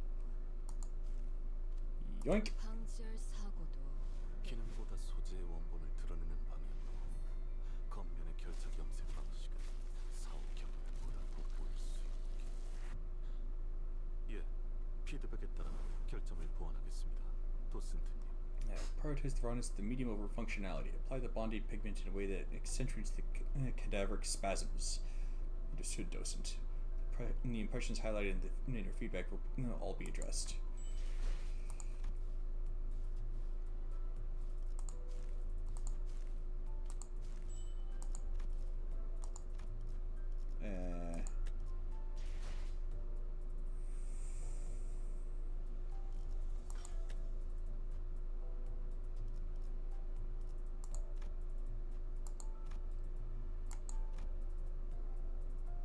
Yeah, got all the ones worth extracting there.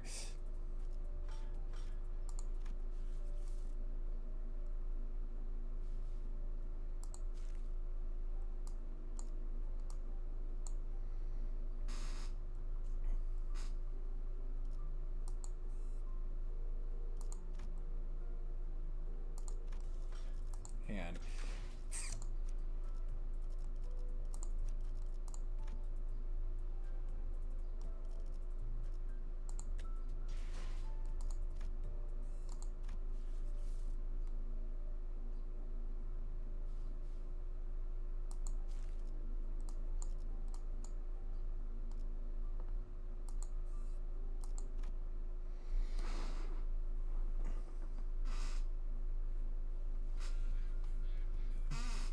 okay, that about wraps up the middles corridor.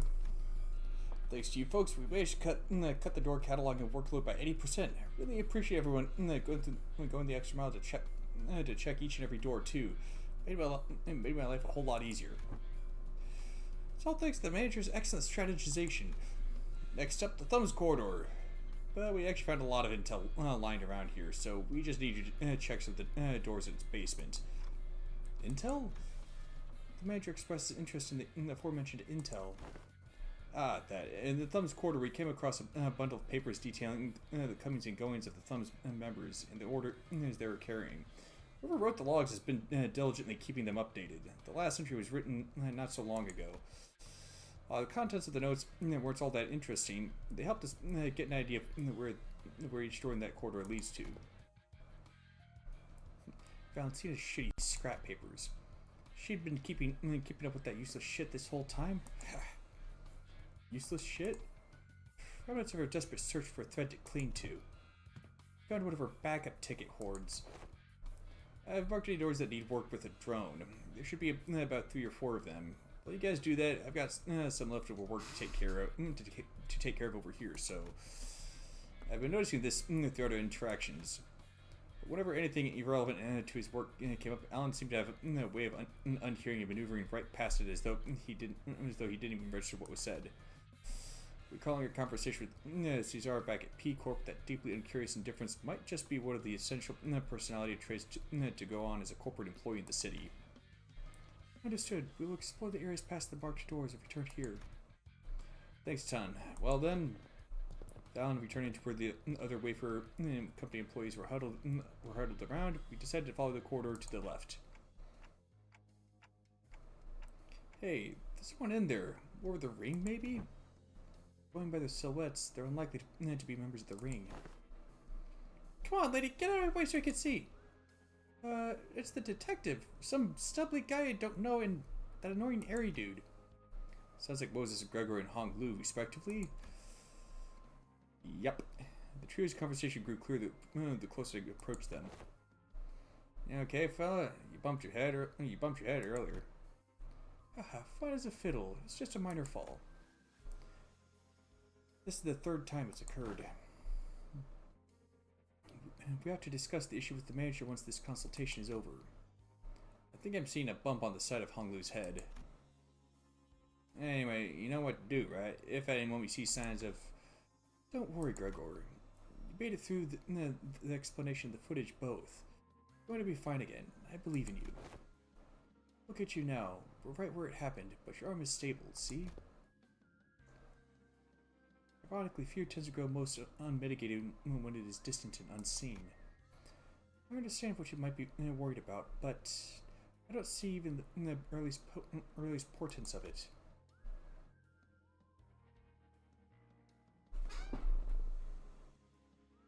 Is that an apple? That picture there. So don't hesitate to share the unfiltered thoughts that arise while you're in here. I know what I saw on the footage, but I'm still having a hard time believing it. I don't know, maybe I'm just avoiding the truth when it's staring me right in the face. Kay's nothing like Don Quixote's. She just needs to keep her shoes on, and it's all good and dandy for her, isn't it? Things don't work out that way for me. Whatever they're talking about sounds hella deep, guys. You sure about eavesdropping on him like this? I guess it's always wielded cage about himself. Maybe it has a chest tip. One more about him. He's sharing such an IS about himself for once. Why walk away? I guess IS is short for interesting secret. Don Quixote gives a nonsensical interpretation of Yoshu's acronym as Kira rolls her eyes out of exasperation. Between the bickering sinners and Kira, however, Otis stands in silence with an inscrutable look on her face. She's listening to the exchange between Moses and Gregor like a woman possessed. Okay, let's keep listening then. Otis is right. Damn, she's right all along. War isn't over. It never was, and it can't ever be over as long as this freaking joke of a gift stays attached to my arm. Barbed words. Now let's revisit a question you couldn't answer while the footage was playing. Hopefully it's become easier to answer now. You've been using that arm to fight just fine so far. How?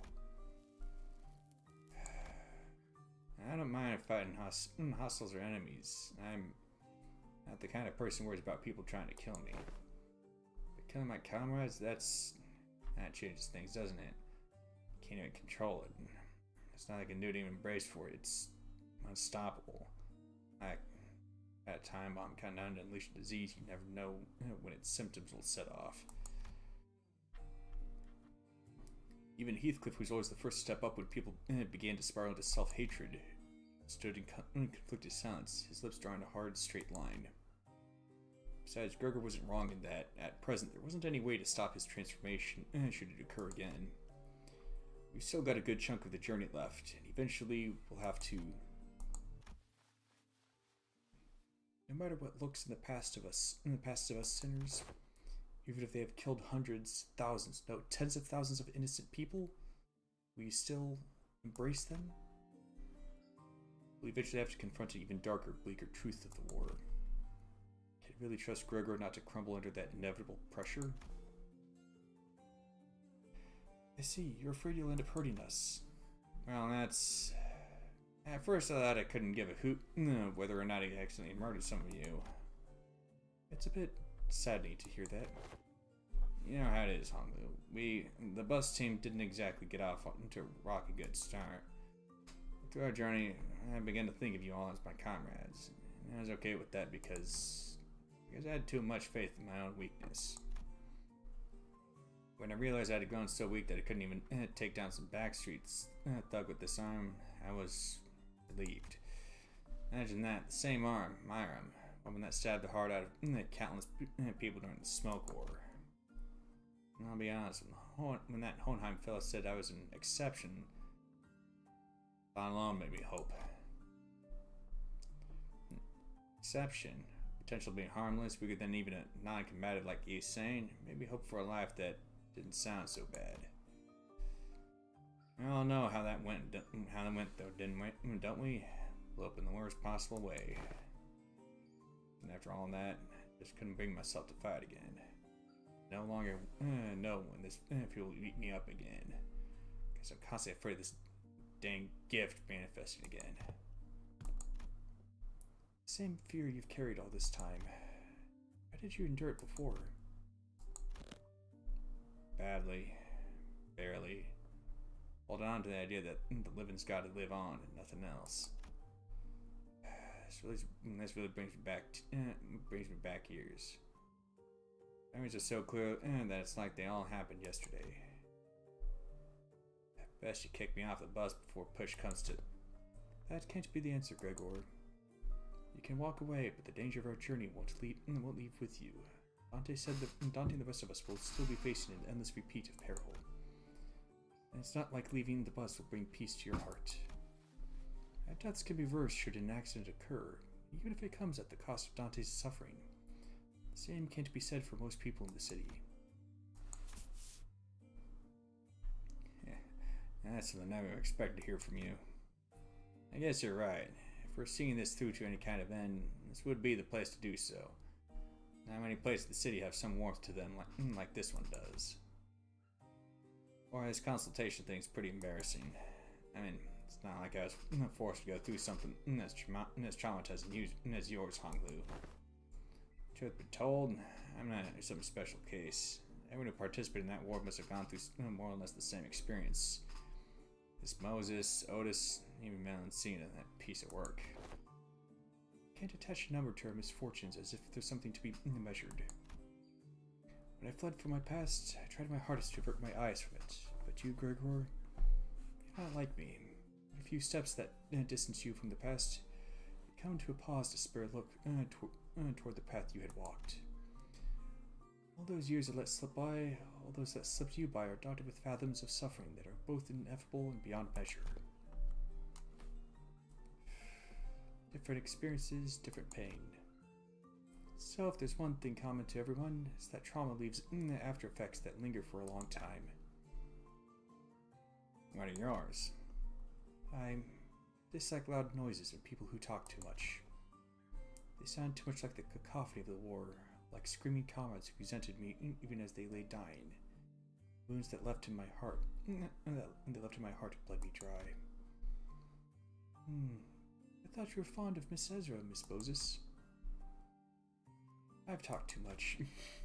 That aside, haven't you heard your fill? Might as well come out from that corner you're hiding in. Oh man, they knew we've been dropping eaves this whole time? I was actually waiting for just the right time to come out and say a few words, but I couldn't find an appropriate moment to... Ah well, I would have had to share this with Manager Bud the rest of you fellas sooner or later, so I don't really mind, but what's she doing here? TA. Temporary ally? No, temporary accompaniment. Don't be an asshole. I'm working my ass off to help you guys. Ooh, pleased to make your acquaintance. You're right on time. I've been working on a theory, but I don't have all the clues to be absolutely certain. A word from someone in the know may immensely improve my confidence in the theory. Kira, do you know which door the Thumb's nurse father was most attached to? Huh? No, duh. Duh? That's supposed to be obvious. Didn't you guys all see her? You think I'd just chat up a scary lady like that? Dude, she was beating the ever-loving shit out of Lucio every time I saw them together. Oh yeah, he went down fighting you guys to the end, huh? Yeah, said stuff about her generosity and all that, and then fought till he died. Damn, that's unexpected. Being real for a sec here, I thought he was totally gonna swap sides. Really? That lad? And why is that? You know, the vibes. You guys don't know because you haven't seen him long without the scary lady always looming over him.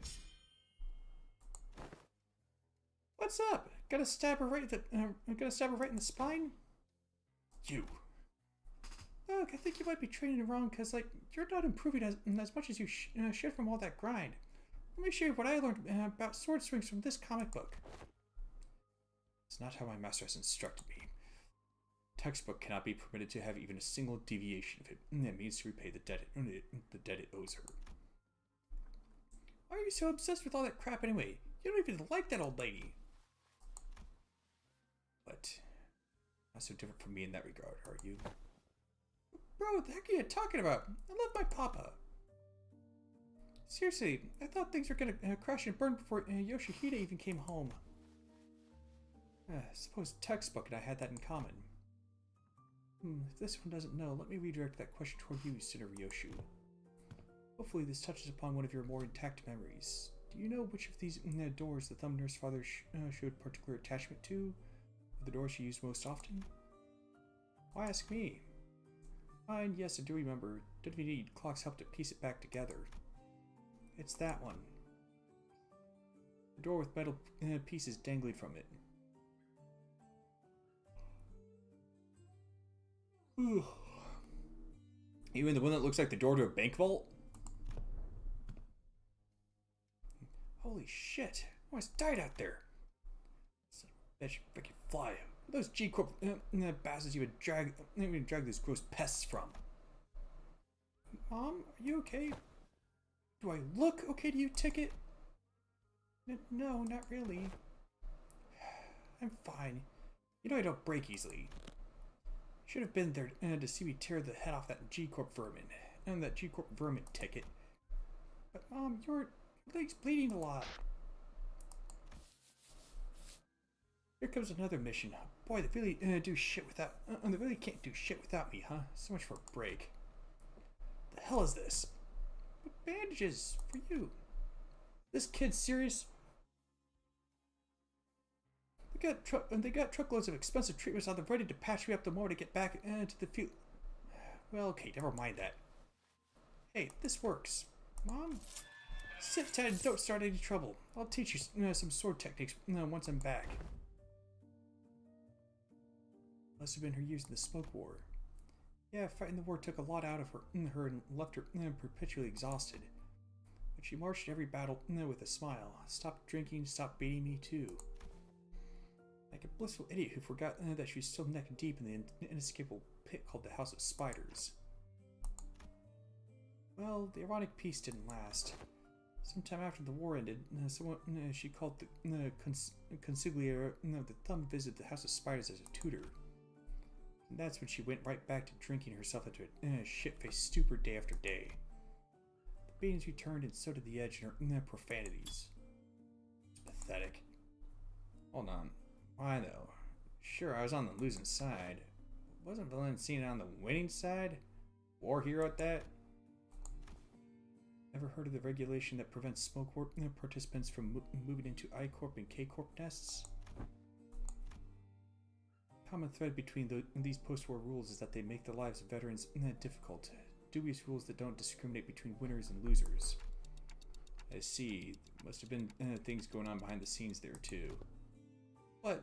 Doesn't it mean that Bacter will drop us into a trench they dug during the war?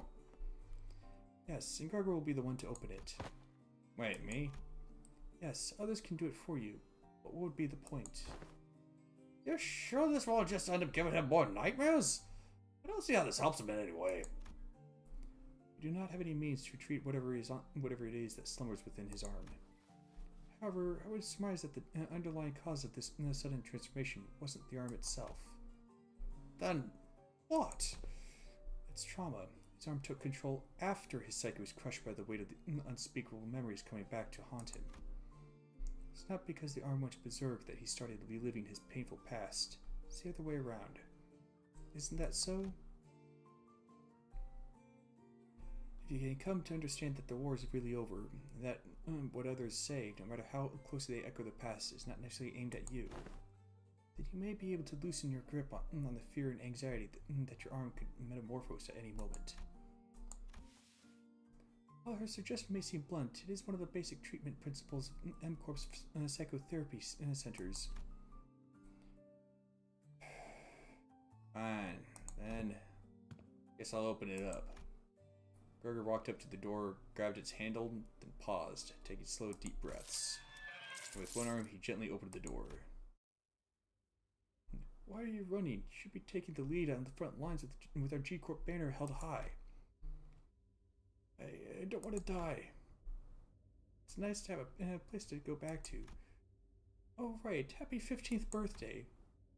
But you can't possibly have the cheek to call me cruel. You G-Corp pests are far more messed up than I ever was. Ripping people apart, cannibalizing them. You're nothing but a swarm of messed up monsters. Thought I'd woken up from the dream. I was still...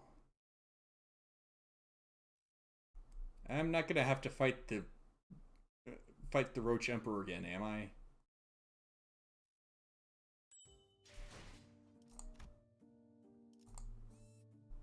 Okay, doesn't look like it.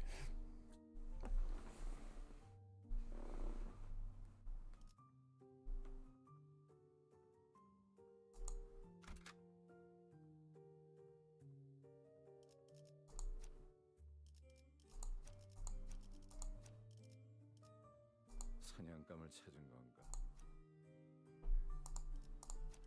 사냥감을 찾은 건가?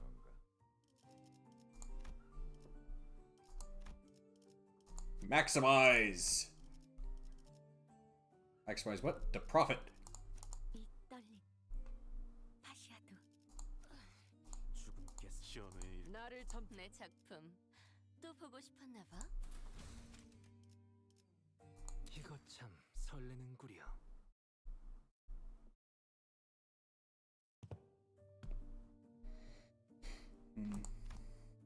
This place. It's just a boring old office. I was kind of ready to be shook, thinking we're about to walk into a war zone or something. You recognize this place? Of course I do. My last job before Limbus Company. My desk was over there.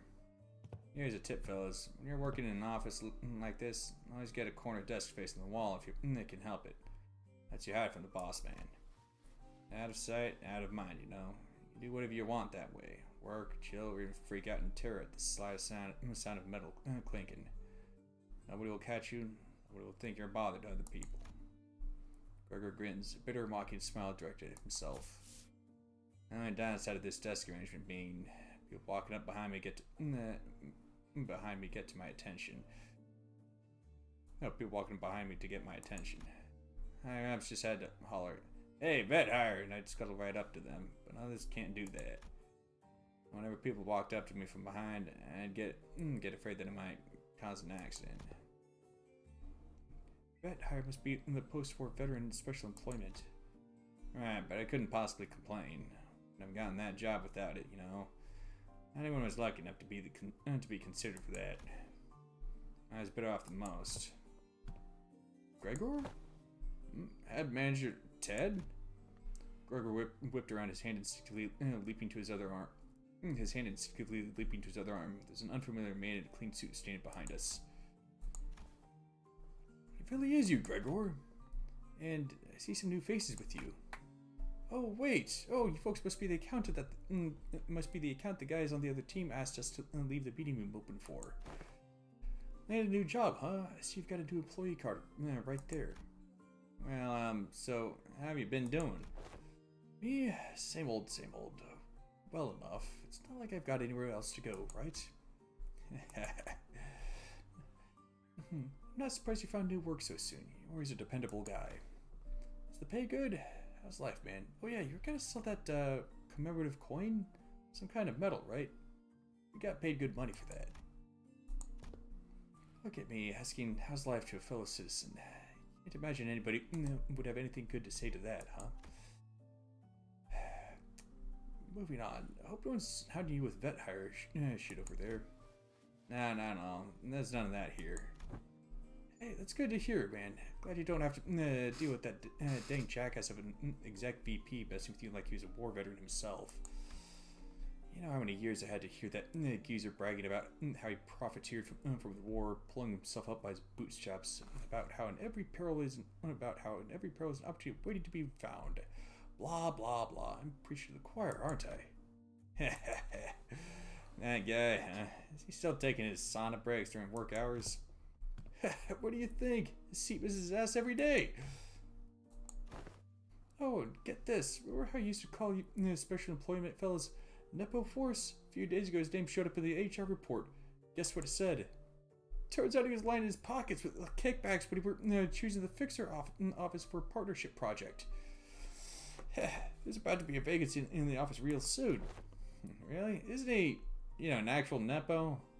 Thought he's the president's family. Yeah, man, it's that bad. It's what anyone ever talks about by the water cooler.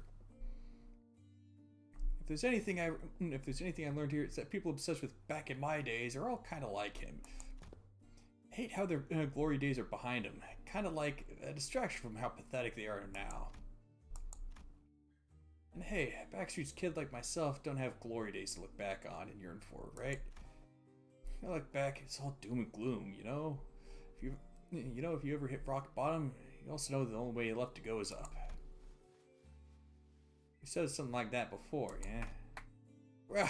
Yeah, guess it's my own brand of bullshit philosophy. Oh boy, look at me running my mouth in front of the customers. Sorry about that, folks. Oh, don't worry about it. That's a pretty unique prosthesis you've got there. No worries, but it seems that we were on our way to submit those proposals. Gee, golly, I'm late.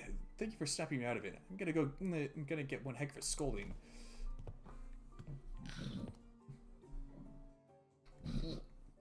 Anyway, Gregor, hit me up sometime, eh? Let's go out and catch up over a drink or something. Sure, if I get the chance. It seemed like Gregor's former co-worker hurried away, but he didn't forget to wave us a good-natured goodbye. Phew, I can see a little bit of him in the way you talk, Gregor. Come on, I don't sound as old as he does, do I? Moses, who'd been quietly observing as Gregor's former co-worker chatted, exhaled a light stream of smoke and slowly began to speak. Many of us who returned from the war seem to suffer from a certain misconception. When we are told to remember, it does not mean we are bidden to live through the nightmare of the past over and over again. We're not being cursed to relive the pain and suffering it. Both Ezra and I, we are both still trying to be free of the misconception we inflicted on ourselves. It's not like I remember it because I want to. But if you can't bring yourself to forget them, might as well include in your memory the fact that the war has indeed ended. Fine. You're not wrong there. Gregor stared at his right arm for a while, quietly contemplating. Manager Bud, I can't say I can give you any reassurance, but just going on with my life seems to be the best answer for now. I'd ask if you're okay with that, though. I'll manage, but it's you who's going to have to deal with the aftermath. Gregor would always say the same to those suffering from the cruelty inherent in living. Still, live on. Just live on. Even as his lips spoke those words, his eyes would take on a desperate and unfocused look, shaded beneath despair. Today, though, the gloomy gray seemed to give way to just a hint of the blue sky beyond. This may be no more than a single ray of the sun peering through the dark clouds that have long suffocated the sky. It would probably take much more than this for the shadows to be fully lifted, but don't you worry, I'll be fine. It's a big step forward for him to have addressed even a little bit of that persistent anxiety from his past. When we emerged from the door, we saw Otis facing away from us, her weapon drawn. Wait, I don't think she even followed us through the door. Oh, were you here the entire time? Yes, I was told by that Allen figure that someone has to stay behind and watch the door during these operations. So I stayed and... Oh man, it's those asshats again! Weird, the corridor is not a place for these for those doobies to be roaming around on their own. As you can see, a few uninvited guests have decided to visit us through a different door. I looked past Otis to see just in time to see more Favas pouring into the corridor through a different back door. They must be trying to find a way to get to the ring nurse father's corridor. Well, we can't just let them through, can we? Kill them all!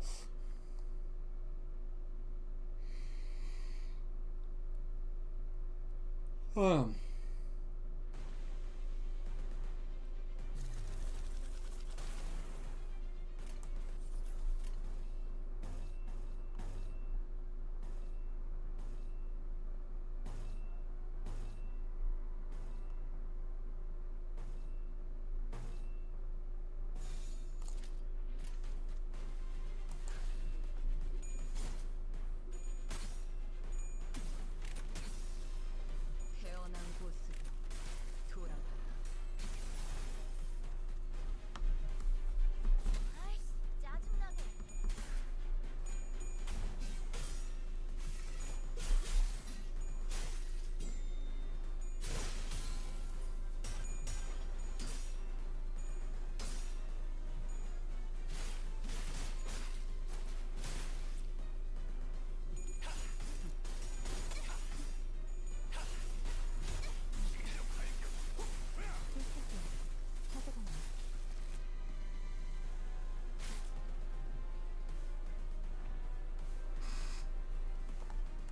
How the heck did Albina move around like that in that Iron Maiden outfit?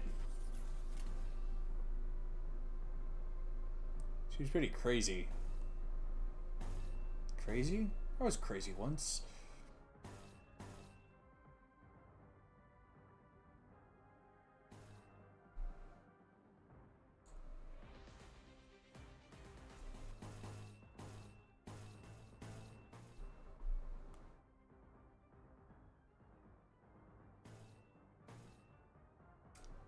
Right.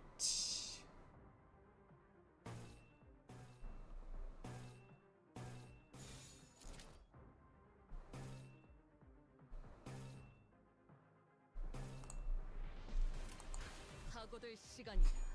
잔우에.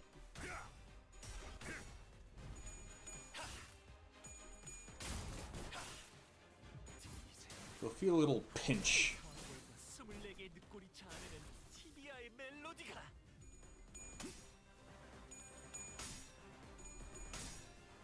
여기가 cep속이군.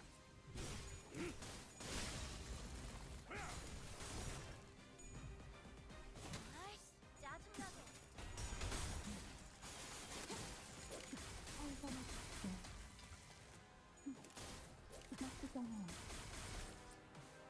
펜.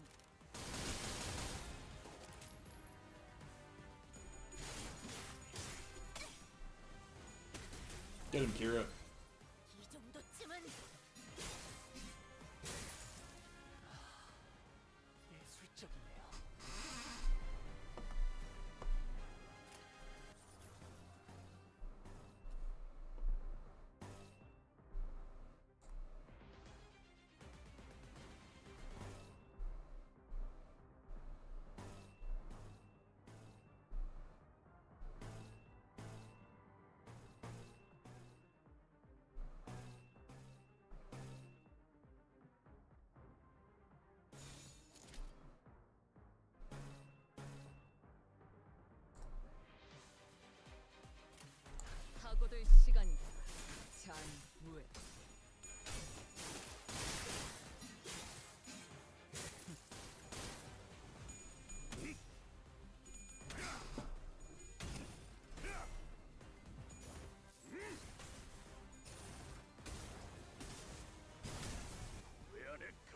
아이씨, 짭짭해.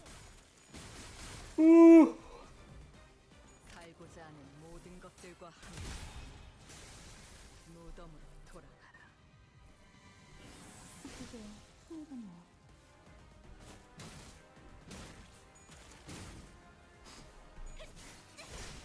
보여드려야겠군요. 왜냐면 예술을.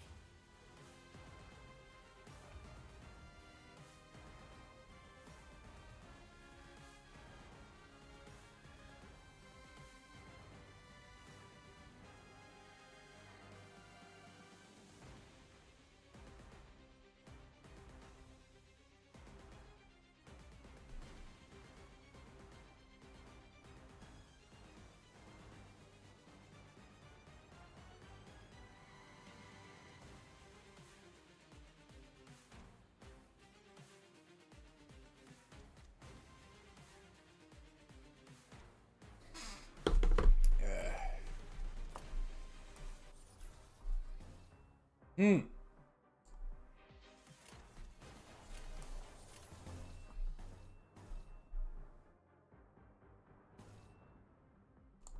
How many bolts does she have left? 대복 탄환을 쏠 거라고 Just one, 미리 huh? 말해라. Well, that sings. 저번처럼 말 없이 쏘면 또 검집으로 쳐내버릴 테니.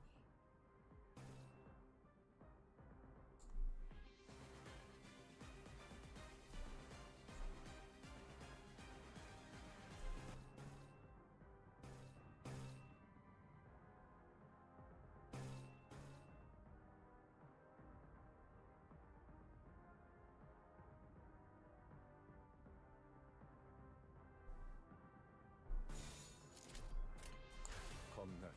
He may not reuse the first one, but he's probably gonna reuse the second skill.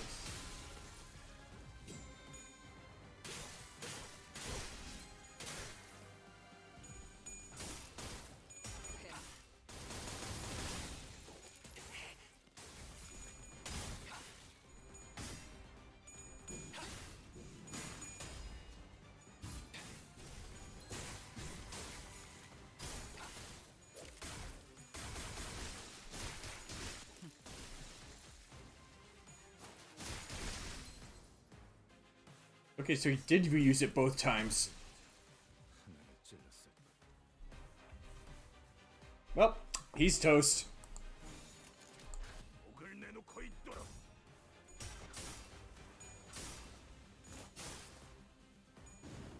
아이씨, 짜증나게.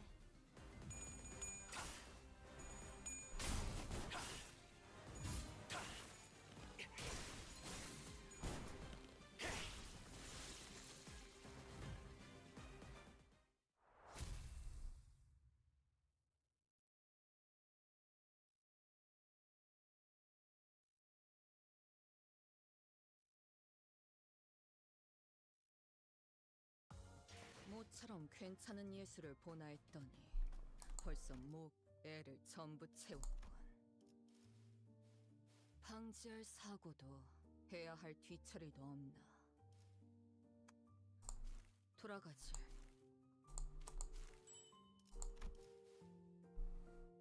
Just one ticket left, huh?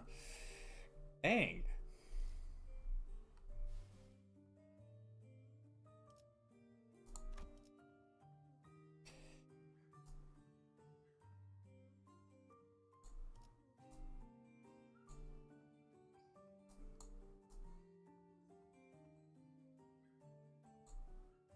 That's not thread, is it?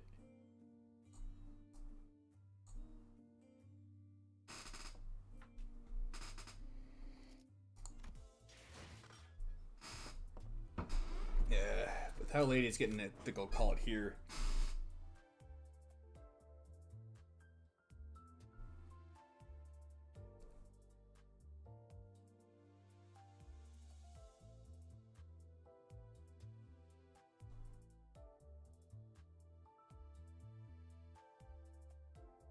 Hey, time to read.